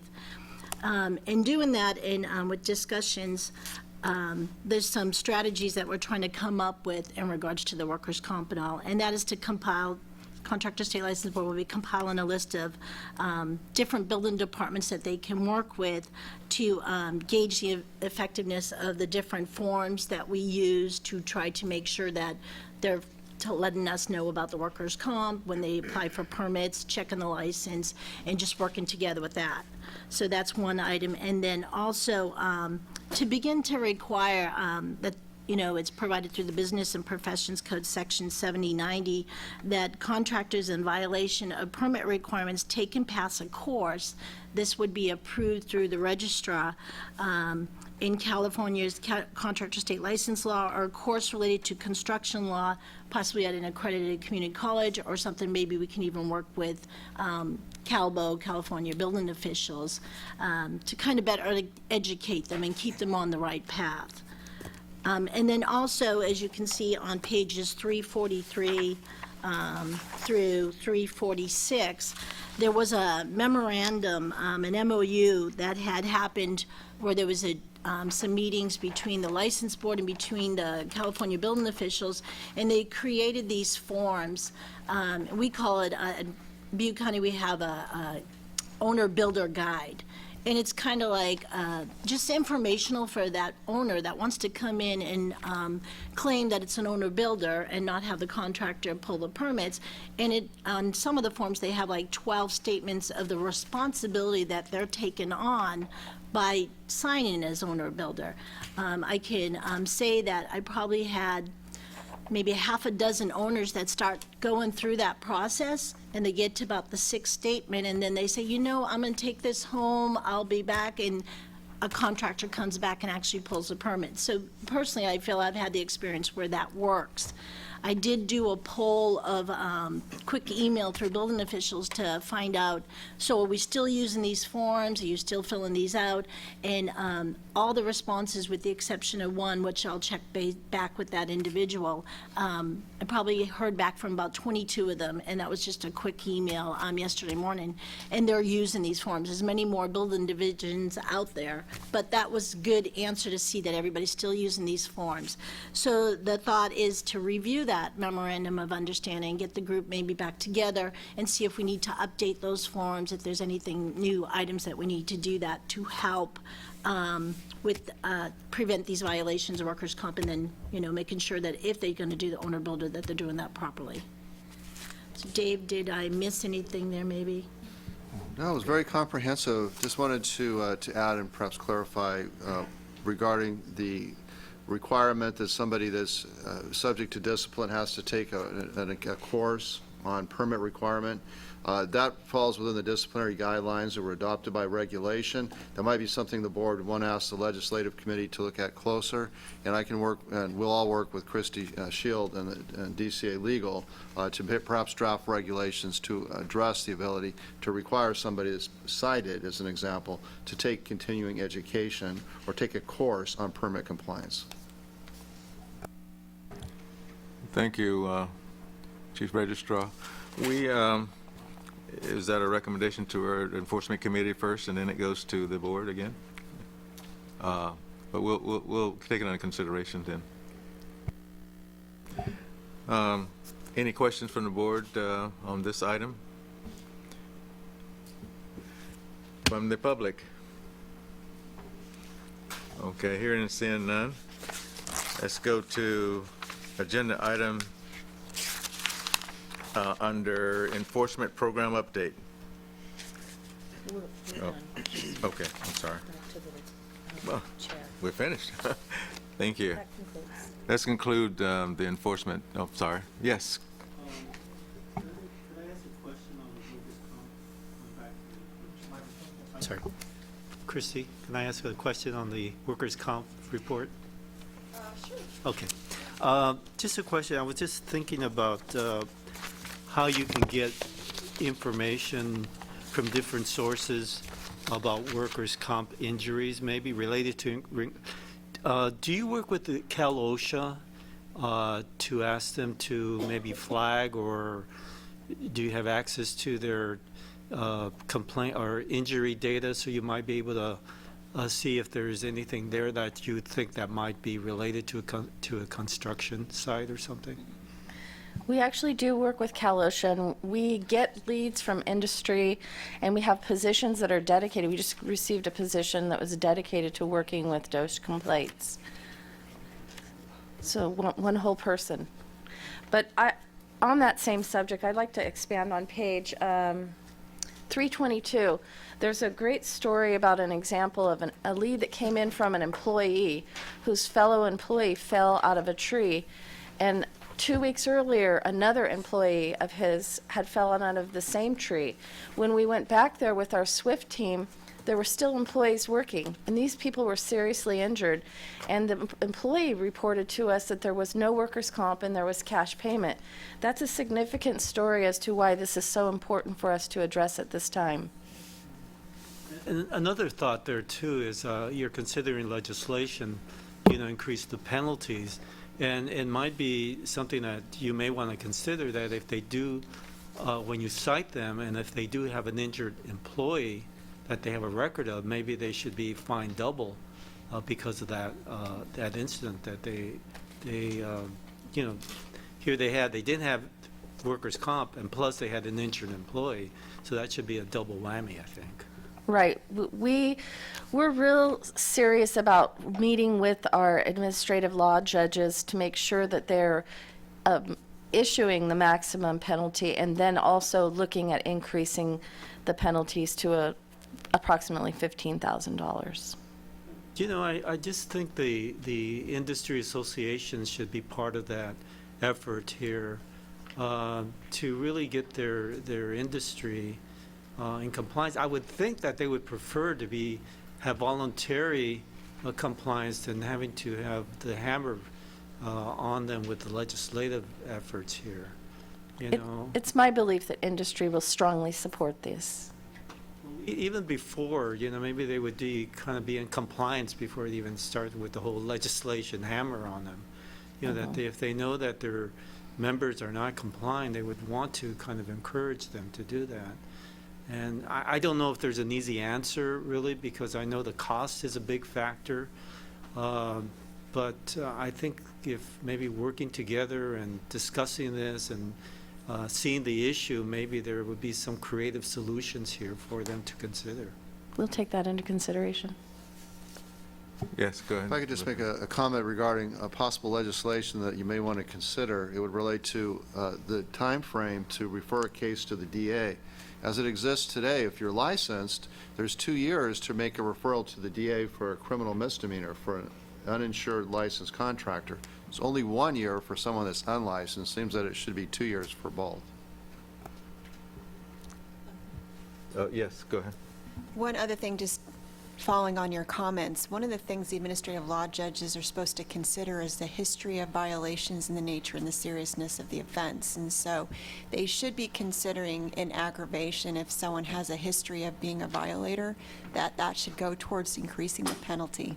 That's current criteria that they're supposed to consider in assessing penalties. Thank you very much. Mr. Chair, and also the board member, my bad. I left that one item. That's agenda item E5. Strategic plan update, discussion and possible action on 2017 and 18. Chief of Enforcement, Missy Bigray, will discuss that. On page 348 of your packet, you'll see that the strategic plan objectives and an update on those are in the right-hand column. That concludes Yeah. that. Any questions from the board on the strategic plan? Any questions from the public? Hearing and seeing none, that ends our Enforcement Division report. Outstanding. Well done, Mr. Link. Thank you very much. It is 10:35. Before we get into public affairs, why don't we take a 15-minute recess to go check out and get your belongings. We will plan on commencing back here at 10:50.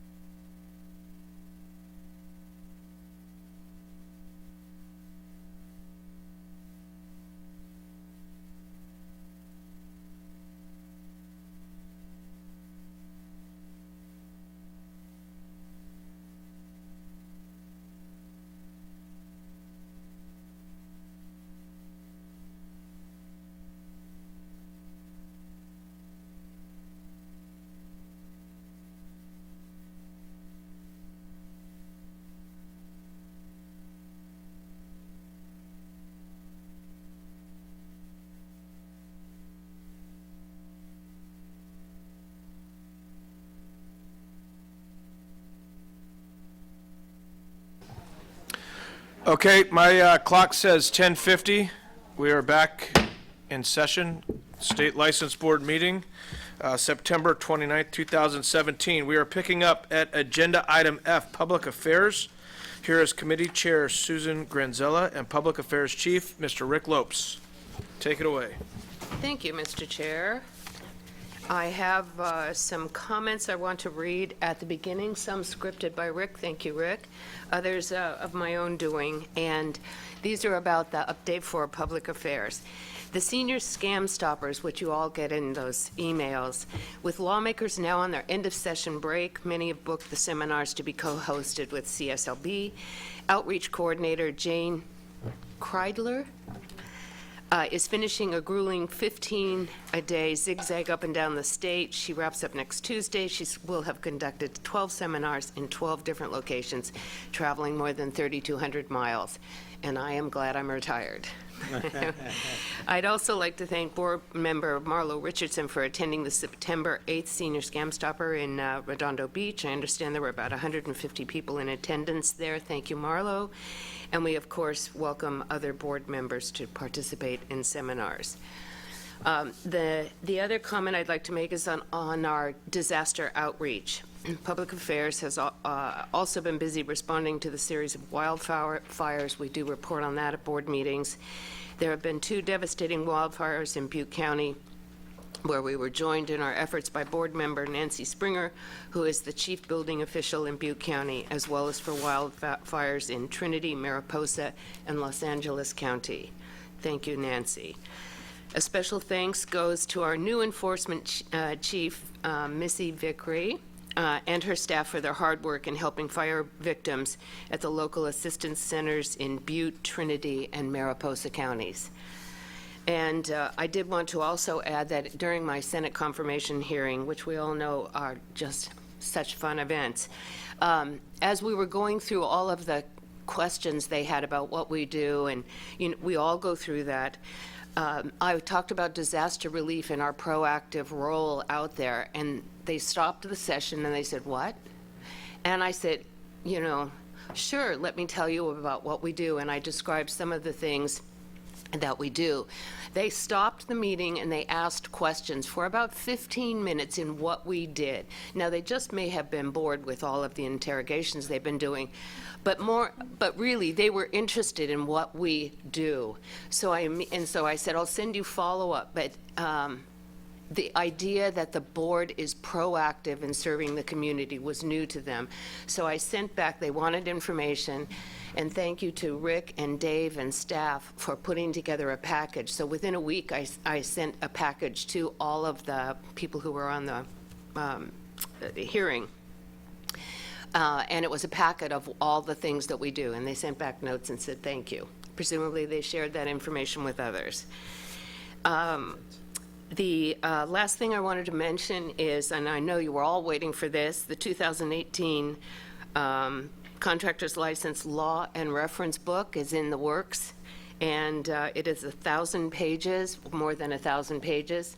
It will be available in January. I'm sure you'll put it on your New Year's list to order it on Amazon. Only it's not on Amazon, is it? No. All right. So those are my comments. And right now, are there any board comments on what we've talked about? Any comments from the public? So right now, I'd like to go through item F1, the program update. And for that, he's ready. Mr. Lopes. Yes, thanks, Susan. Yeah, for the board members, just so you know why I'm standing up here, not at my desk. This is for the benefit of the people that are watching online with the cameras.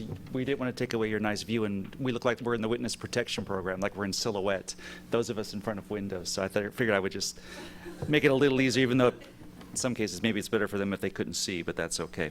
Okay, so we'll quickly go through the program update, and I'm happy to answer questions. We'll start on page 352, 353, this is just the update on the website statistics. Nothing really of note. Everything is kind of continuing as you look at percentages and numbers. Everything is kind of continuous, so nothing really unusual to report to you there. On page 354 is the 25 most viewed pages on the website. Again, you see we just rank them. We're not giving you all the raw numbers, but just ranking them. Very little change there. something may go up one or down one, but most of the people who come to our website are contractors dealing with licensing issues, which is to be expected. On 355 is the rundown of our webcast, and you can see the live viewers, and you can see at the last meeting, it was the two-day meeting, the first day we had over 200 people watching live, the second day 100 plus. Then we move on to 356 and on, and you see the various social media. We've got a very aggressive effort that we have on reaching out through social media. At the top of 356 is the updated numbers on the number of people that are following us on the various social media channels that we use. And you see over the next few pages just some of the different growth. You can see on 358 there's a few pictures there. It shows some of the outreach that we did during the disasters.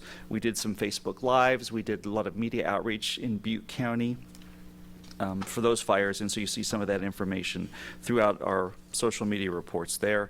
On 361 is just an update on the email. You see the different lists that we have there, and those do continue to grow. On 362 is the look at our media relations, our media calls. You can see the numbers tend to stay fairly stable. Some months are really heavy media months, some are really light. September actually was very light. I probably had maybe 6 or 7 calls, and then yesterday as I was driving down here I had 3, and so there's a couple of them I'm dealing with right now. So it's just an ebb and flow when we're dealing with the media. You see on media events there again, we touched on the different work with the wildfires, and then you see the different releases that have been issued. On 364, it's the publications. I'll just draw your attention. We do have our new Consumer Guide to Filing Complaints. That brochure has been updated, is available now, as well as the Building a Career as a Licensed Contractor, the brochure. As far as the in-development brochures, we'll talk about that a little bit in the strategic plan. You'll see the updates on those, but those are coming much closer to fruition now. And then finally, as we move into 365, again, you see the rundown of the consumer and senior scam stopper. Today, Jane it's a travel day. She's somewhere between Bakersfield and Redwood City. So as we're driving back to the valley today, and we'll maybe look for her, hopefully not on the side of the freeway, but Jane's just been a yeoman's thing. As Susan said, over a 12-day period, a 15-day period, 12 different spots up and down the state 3 times. So a lot of great work that she's doing. And then over on 367, this is just our employee relations. This is our intranet site that is available to CSLB employees only. You can see some of the stories that we've used to update, including board members. Susan was there to help us test a new workers' comp system that you heard about earlier in the meeting, and you see just some of the basic different stories that we have for our staff. And that, I'm happy to entertain any questions, but that is the program updates.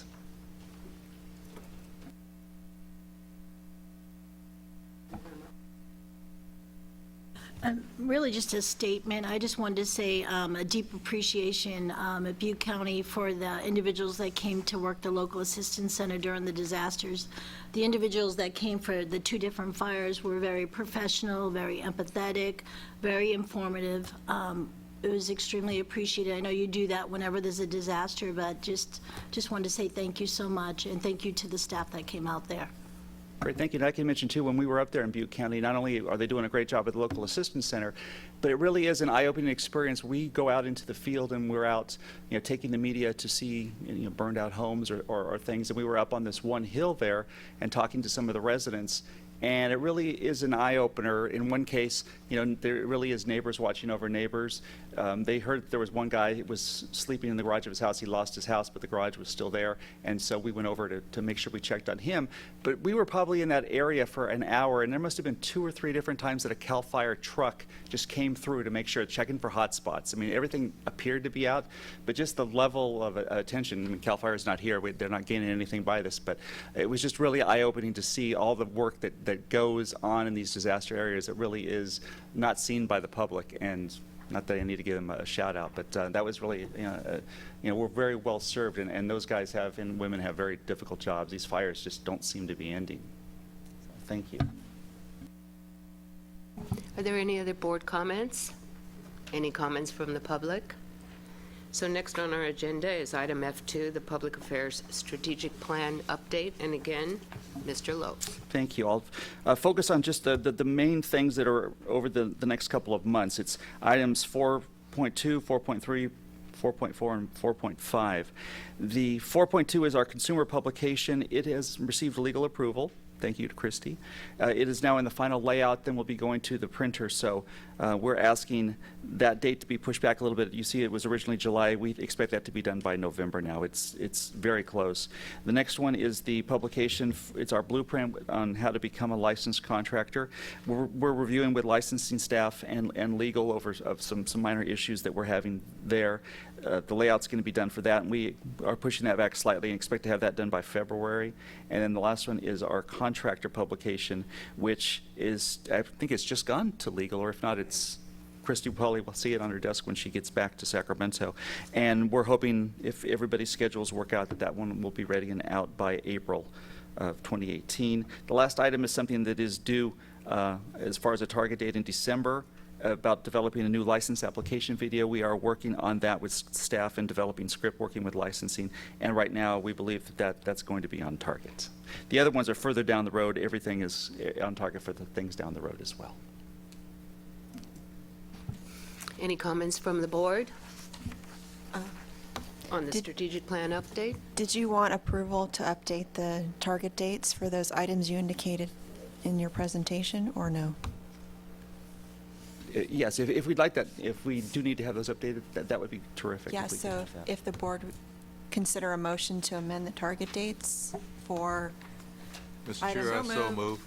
Yeah, it's items 4.2, 4.3, and 4.4. In that order? Yes.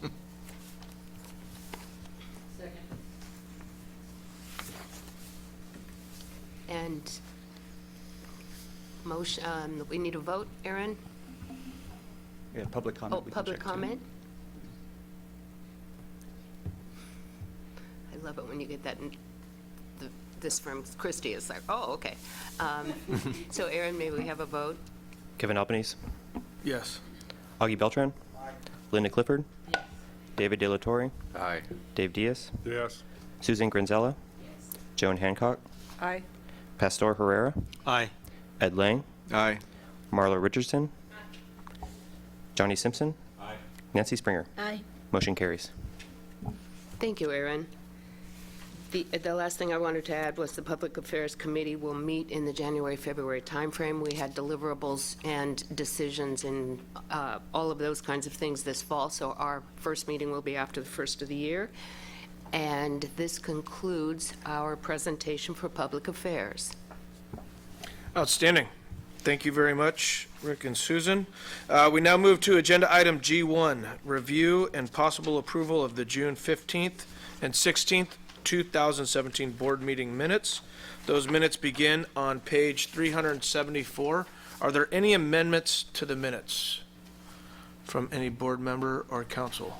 Mr. Chair, I move for approval of the minutes. Second. Second. We have a motion and we have a second. Is there any board comment or public comment? Aaron, please take the roll call. Kevin Albanese. Augie Beltran. Linda Clifford. David De La Torre. Aye. Dave Diaz. Aye. Susan Granzella. Joan Hancock. Aye. Pastor Herrera. Aye. Ed Lang. Marla Richardson. Aye. Johnny Simpson. Aye. Nancy Springer. Aye. Motion carries. Outstanding, thank you.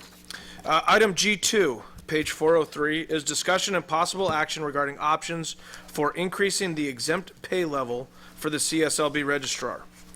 At our March 13th board meeting, the board authorized a two-person advisory committee to make recommendations to the full board on the subject of increasing the exempt pay level of the registrar. Linda Clifford and Susan Granzella were selected to serve on the advisory committee. I will now turn it over to these committee members and Tanya Corcoran to provide an update on their efforts. So thank you very much, Chairman. Susan Granzella and I in March were tasked with this process, and we did have some meetings in March and April with the different changes that happened between the registrar and the chief deputy registrar. We waited and then had our final meeting in September with board staff, and we met with Nicole Lee, who is the acting personnel officer for the Department of Consumer Affairs. And you will note on page 404 that our committee recommendation is for the registrar exempt pay level to be changed from level F to level C. And so there are a tremendous amount of supporting documents here for the advisory that kind of back up our recommendation and the effort that was put by staff, Nicole, and by the committee. Just a brief background, the registrar's exempt pay level was last changed in 1997. Yes, that would be 2 decades ago, 20 years. The salary compaction exists with other CSLB management positions. In other words, if you think about the deputy chief or CEA, and there's information in here just for your information, that there's a $33 difference between our registrar and the deputy. And so this compaction has occurred because over the 20 years, we did not make changes.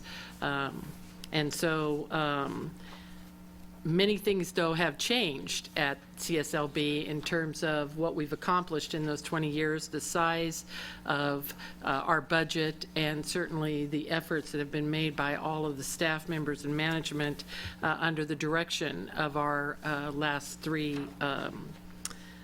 registrars. So what we want to do today to make it as clear as possible why we find ourselves here today and with this recommendation, we want to have Nicole Lee come forward and actually make the in-depth presentation to the board and answer any questions they may have with regards to her information. Thank you, Nicole. Thank you, Linda. Good morning, board members. Thank you for inviting me to your board meeting. My name is Nicole Lay again, and I am the acting chief office of. Nicole, could you move, yes, so we could hear a little bit better? Thank you. We don't want to miss a word. Thanks.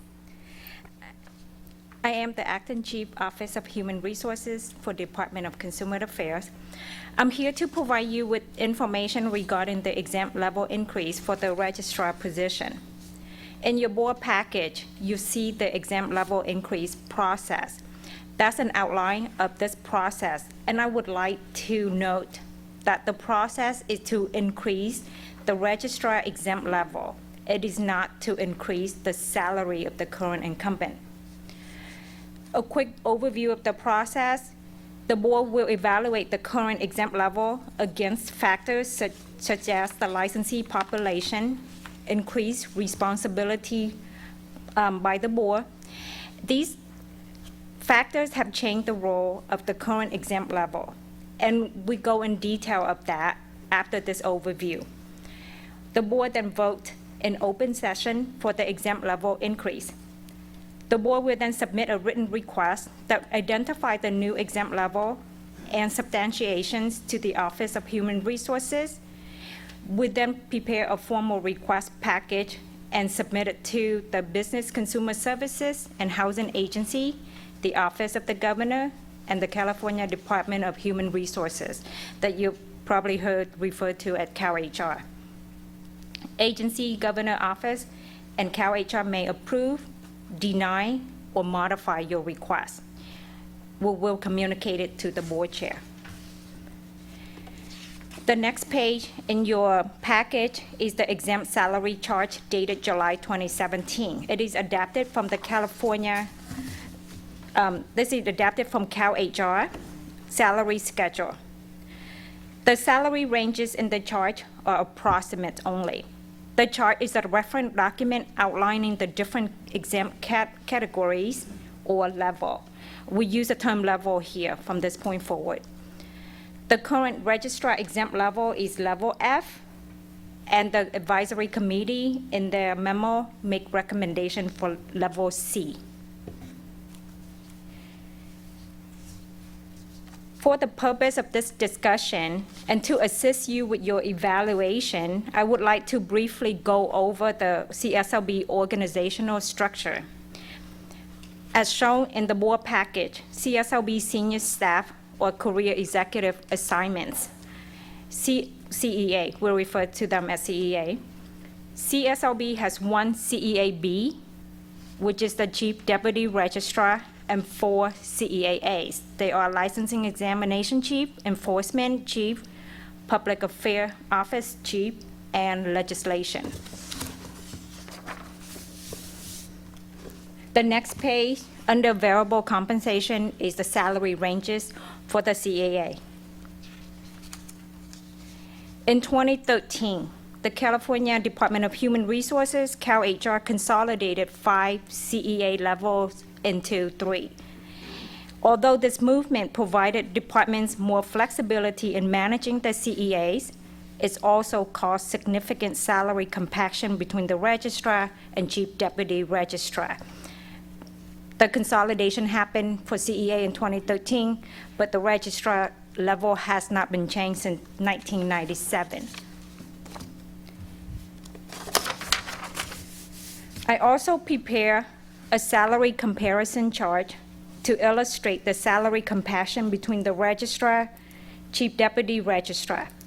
This chart also compares the salary of the registrar against the average salary of 4 other comparable state departments' directors.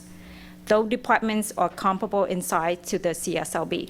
And just for clarification, they are not department or program under CEA. They are independent entity departments out there. Nicole, this is on 413. Yes. Yes, okay, good. I probably should announce the pages. That would be helpful. As shown in the board package, significant changes have occurred within the construction industry and consequently with the responsibility of the CSLB. Page 414, you see the annual CSLB annual budget summary has grown significantly from fiscal year 2000, 2001 to 2016, 2017. Will almost double in size. That was about approximately 40.41% increase in our budget. Page 415 will show the significant growth for our licensing classification during the past 20 years from 1997 to 2017. Starting on page 416, we'll provide you with the CSLB top 20 expanded services that the board has provided for the public and other enforcement entity to promote the health, safety, and welfare of the public in matters relating to construction.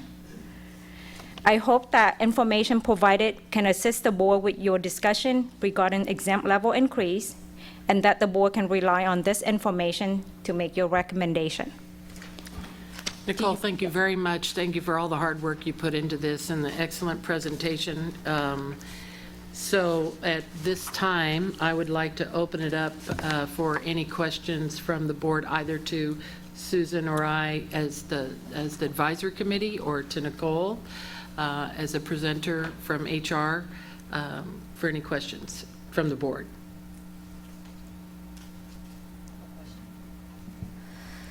So is this something that we can maybe look at putting on a regular schedule in terms of looking at increases? It seems like it took quite a long time to make that type of change.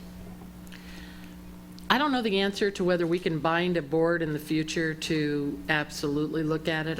I'm sure we could make a recommendation that it be checked more often than 20 years. But I would think binding a board to say that they absolutely have to look at it would probably be something that would be more legislative than anything more than a recommendation. But certainly it's a good recommendation. Question. Did I hear you say it would not apply to the incumbent? You are correct. The exempt level increase only impact the salary ranges, the beginning and the ending salary ranges of the position, the registrar position. The incumbent salary is a separate process. So, Joan, let me clarify that. What's being said today is we're not recommending a raise for anyone. What we're recommending is a framework that would allow the current registrar, as well as any future registrar, to be considered in this salary range instead of the F salary range, which even if you look in more detail to what the description of F range is, it's really not applicable to a board like CSLB. So hopefully that helps he's not precluded, it's just not part of this discussion. May I add that performance evaluations of the registrar happens annually, and so the actual looking at raising his current pay would be dealt with at the 1-year mark. Any other questions from the board? Chairman, I would make a motion that we concur with the committee's recommendation and forward it on. Second. Second. Can I ask for any questions or comments from the public? Yes?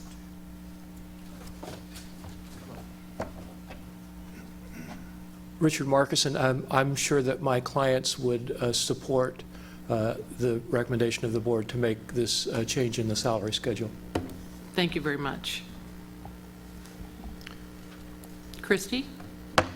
Okay, so I just want to make sure, because I didn't hear this as part of the motion, but I would recommend that you include as part of the motion that you not only approve, but you seek final approval from the administration for the change, because that's part of the process that you're required to do now. So the motion, I would recommend, if it's not that stated motion, that it be that the board approve and seek final approval from the administration for a change in the exempt pay level for the CSLB registrar from level F to level C. You read my mind, thank you. Thank you. A second. So All right. can I just a couple, since we're in the discussion thing, part of what that is Kevin will be, as the chair, will be signing a package that we'll be sending forward, and we want to make sure that all of our support information is going forward, and it's a very professionally passionate appeal to have this happen. And we do have a commitment on the part of DCA to support us in this effort. So that's a good thing. I wanted everybody to know that. All members of the board sign that then? So it's unanimous? I think that would be reflected in the vote. Absolutely. All right, so we do have a motion. We've had a second. We've asked for board comment, and we've asked for public comment. And seeing none, Aaron, would you please call roll call vote? Kevin Albanese. Aye. Augie Beltran. Aye. Linda Clifford. Aye. David De La Torre. Aye. Dave Diaz. Aye. Susan Granzello. Yes. Joan Hancock. Aye. Pastor Herrera. Aye. Ed Lang. Aye. Marla Richardson. Aye. Johnny Simpson. Aye. Nancy Springer. Aye. Motion carries. Outstanding. The motion is passed and definitely a unanimous vote I'd love to support. So the recommendation will be formalized in a memo for my signature and submitted to DCA for processing and consideration by the administration. Thank you very much, and thank you to Susan and Linda for your work on the advisory committee. Next on next on page 419 is item G3, Personnel, Facilities, and Administration Update. Mike Melizza, the chief of our admin unit, will provide the update. Mike, welcome.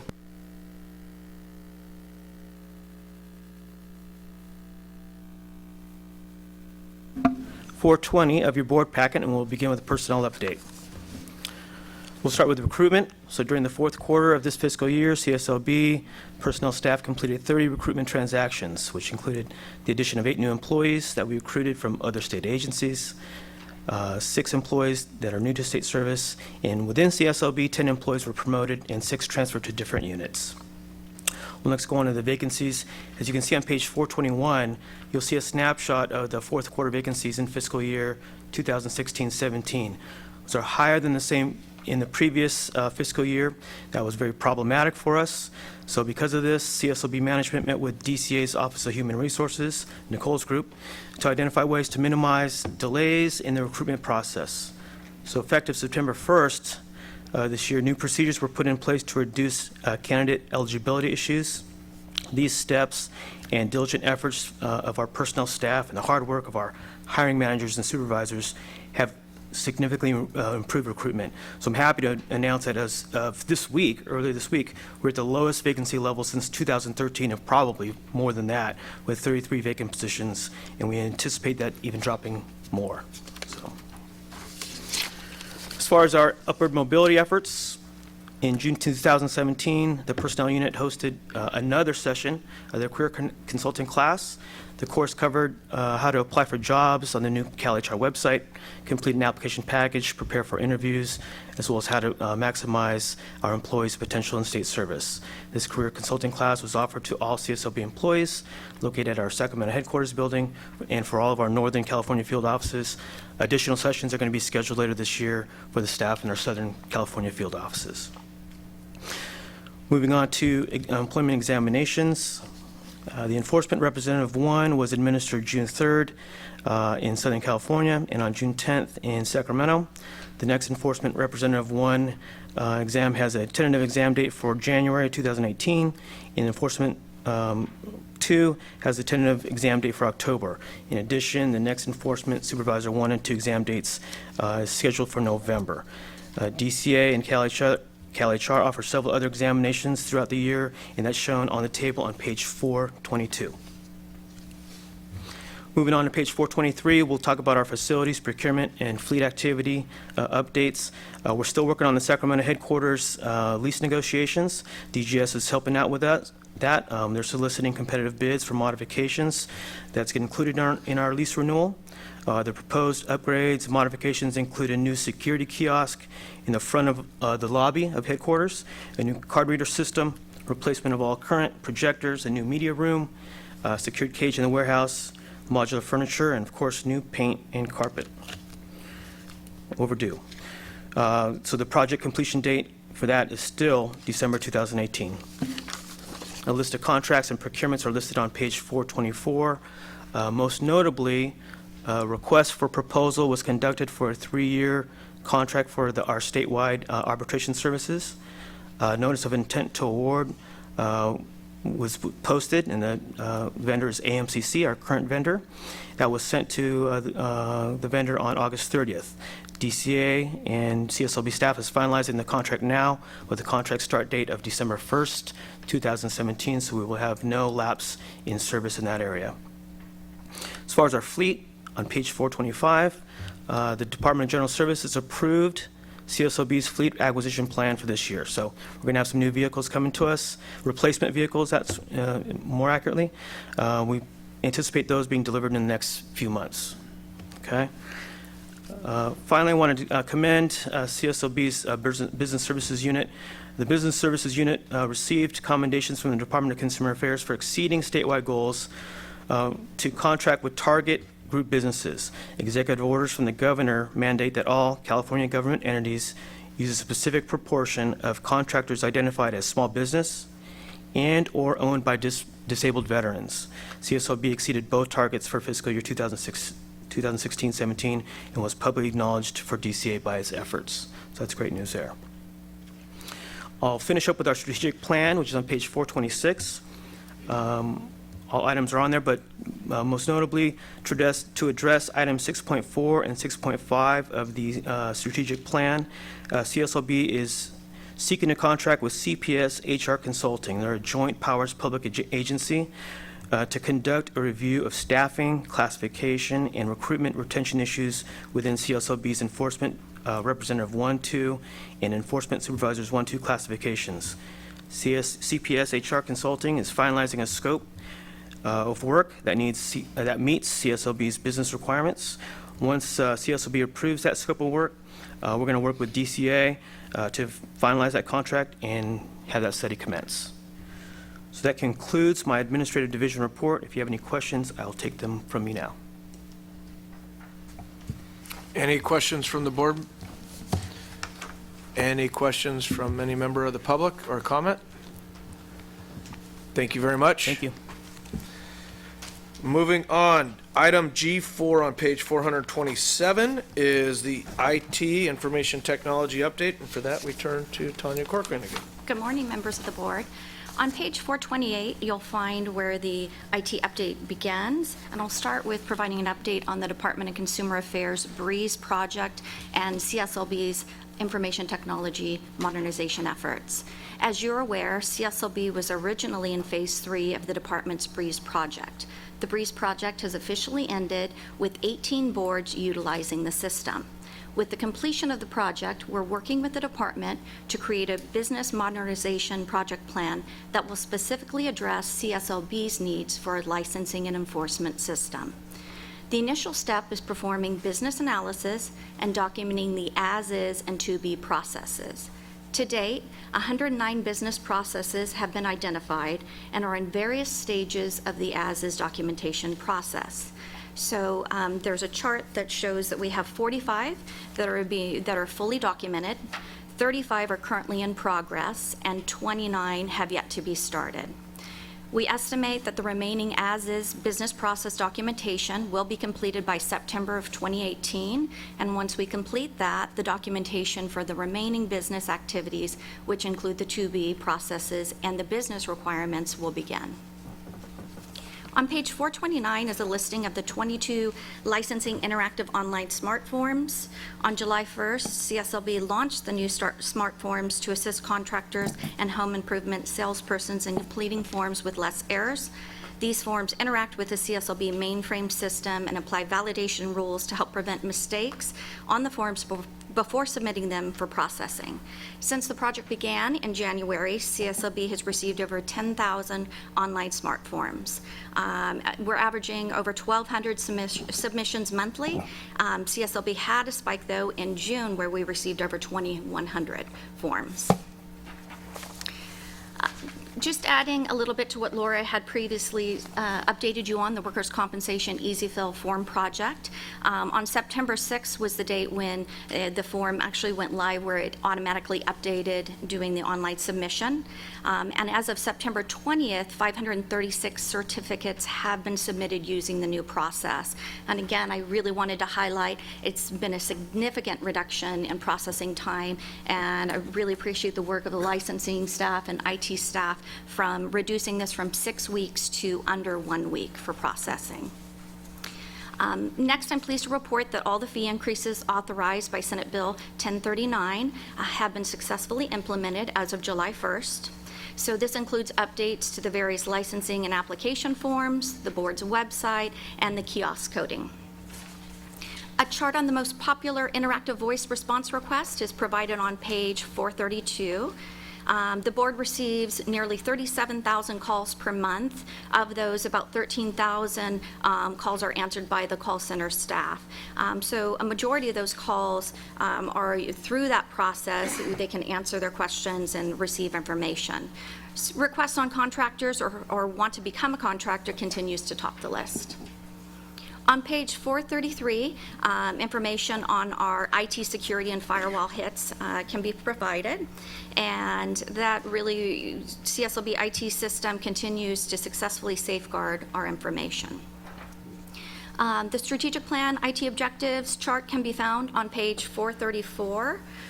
Briefly, item 5.1, the e-payment workstation has been set up in San Bernardino, and the staff have been trained.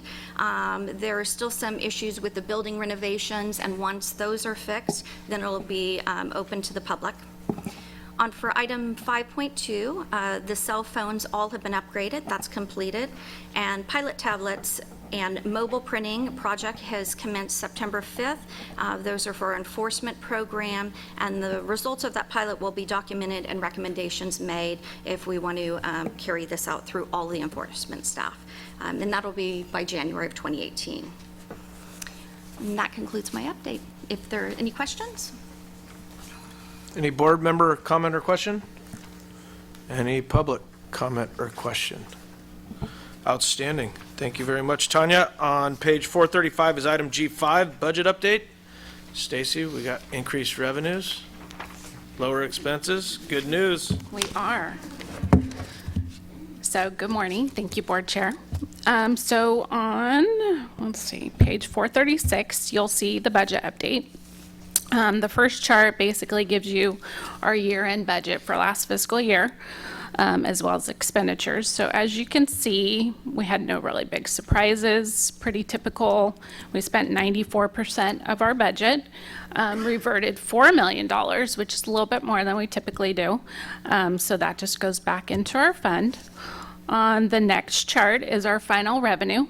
and you'll see it was up by 4.5%. So we did pretty good, kind of looking like people are getting back in the industry.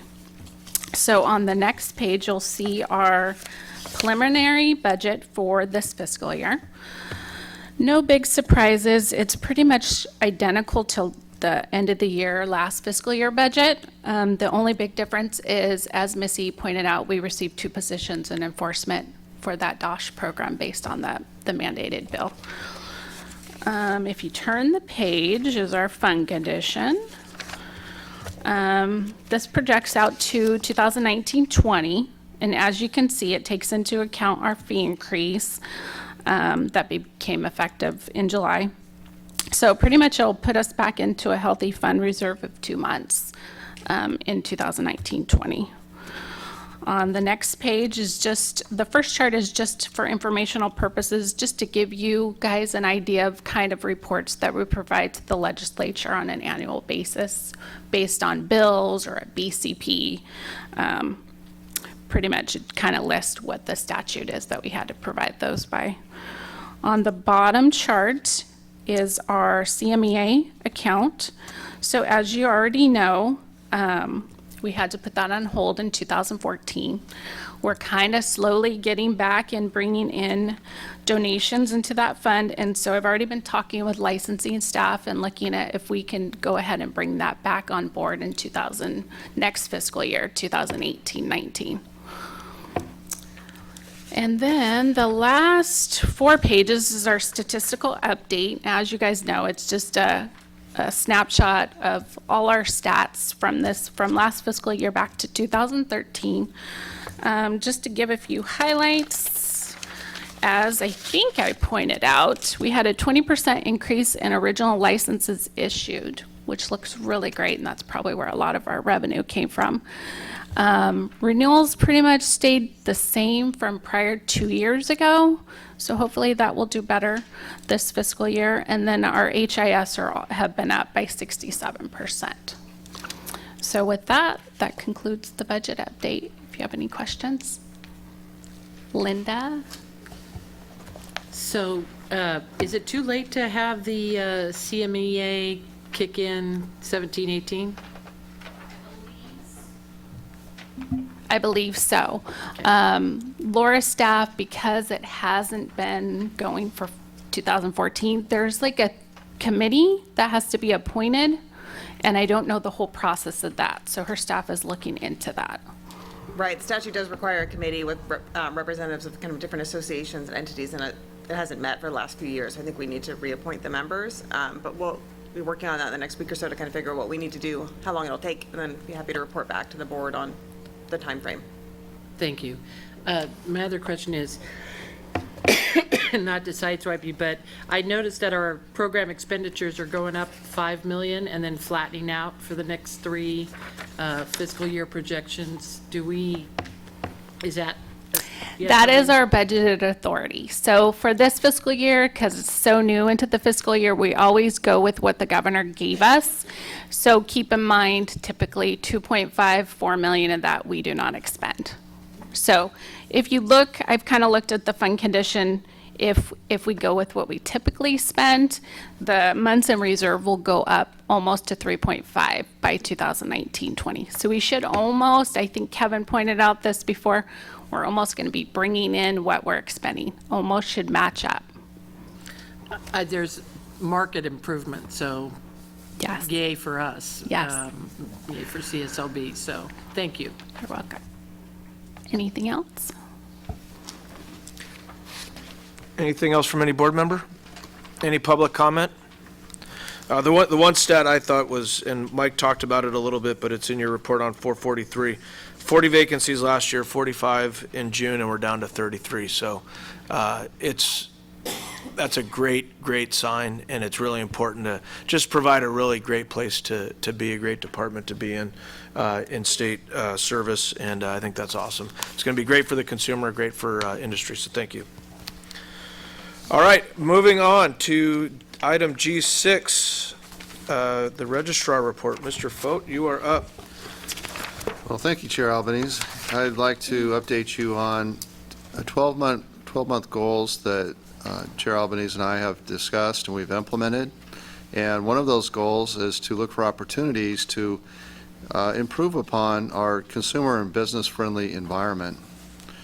And with Tanya Corcoran's help, we identified a course, and it's titled Quality Customer Service Strategies, a Comprehensive Approach. It provides tools to help the staff provide top-level service, but also to deal with difficult people and to be effective in providing the public protection. I'm very pleased to announce that the course is voluntary, and I think we have around 440 positions with the Contractors Board. And we have, as of today, 390 of our staff have signed up for this course. So it's been extremely well received.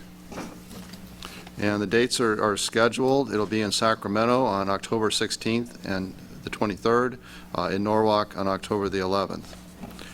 We're also looking for ways, though, to work effectively with consumer groups and industry and applicants for licensure. And some of the ideas that we've put in place would be to have monthly meetings where applicants for a license can come down and learn how to obtain a license.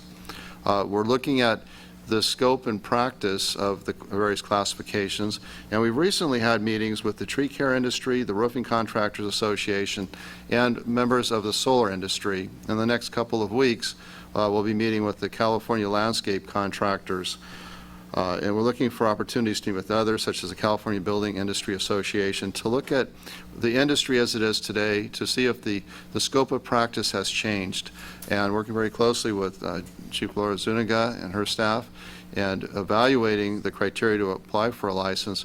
Once we've completed that, our goal would be to have open meetings for schools, other stakeholders to come down and talk about what the qualification criteria is, so it's very transparent. When somebody is applying for a license, they know what the rules are and they know what it will take to comply with those requirements. Also, I've embarked on, I call it the Registrar's Ambassador Program. And it's a program to meet with stakeholders or any interested parties in discussing what the board's goals are and how we can work collaboratively together.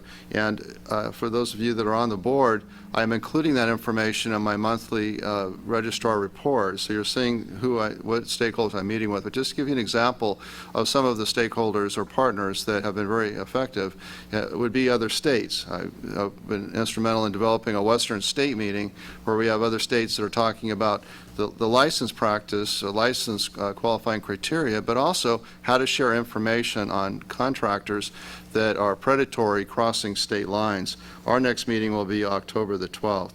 We'll continue to work very closely with the District Attorneys Association, working with different associations such as the International Heating and Air Conditioning Industry, and just trying to continue to partner with them because we do have the same goal, and that goal is to make sure that practitioners are properly licensed and that consumers are being protected. And so with that, I will just announce the next board meeting is scheduled for December 7th in I think, South San Francisco, so looking forward to seeing you all there, and that would conclude the registrar update. Fantastic. Thank you, Dave. Any board comments or public? Yes, Mr. Diaz? Yeah, I just would like to ask that we get the future board meetings out a little faster. And then I barely made this meeting, and it's just I need more time. I got about 1,000 committees I sit on. It would just maybe if we could throw out a calendar update or a doodle poll or something to make sure that most of us can attend and all that. Just as a suggestion. Well, I have great news. Aaron Schultz has already been working on that, haven't you, Aaron, for our March board meeting? So you'll be getting those dates out probably the next week. So thank you. Thank you. Pastor? Thank you for, Dave, thank you for sharing your goals, projected goals for the next 12 months. I think they're really, really good, and they really focus on some improvements, greater improvements than you're doing. One of them that you mentioned is the classes with different segments of different professions. In my other hat, I ran into a really interesting, I guess, projections that were done by the Employment Development Department on what professions they project for the next maybe 5 to 6 years to be in high demand here in California. And I was kind of surprised that they listed many of the professions in the construction industry. I'll share it with you so that maybe you can bring those into the fold on your workshops that you plan to have. Of course, you know, plumbers were there, electricians were there, drywall people, landscape people were also there. But it might give you some direction of where you might want to go with those classes for professions that are really, they project will really be up and coming here in California. Absolutely. Thank you. Any other board comment? Any public comment?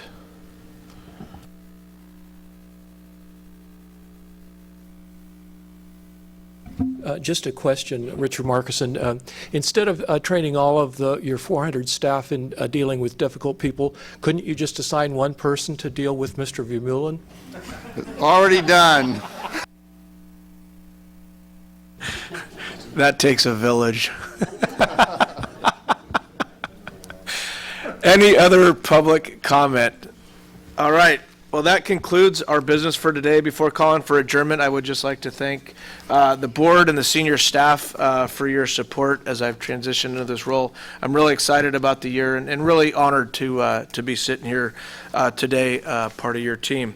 Everybody's voice and knowledge and wisdom are a real big part of this board, is part of the reason why we have this diverse mix of people from different backgrounds, different organizations. So please, share your voice, share your views. Let's get some stuff on the agenda to continue moving the consumer protection mandate forward. So with that, I would ask for a motion to adjourn and a second. Second. I don't know who said what, but I'm sure we had both. Aaron, roll call vote. Kevin Albanese. Aye. Augie Beltran. Linda Clifford. David De La Torre. Aye. Dave Diaz. Aye. Susan Granzello. Joan Hancock. Pastor Herrera. Aye. Ed Lang. Aye. Marlo Richardson. Johnny Simpson. Nancy Springer. Aye. Motion carries.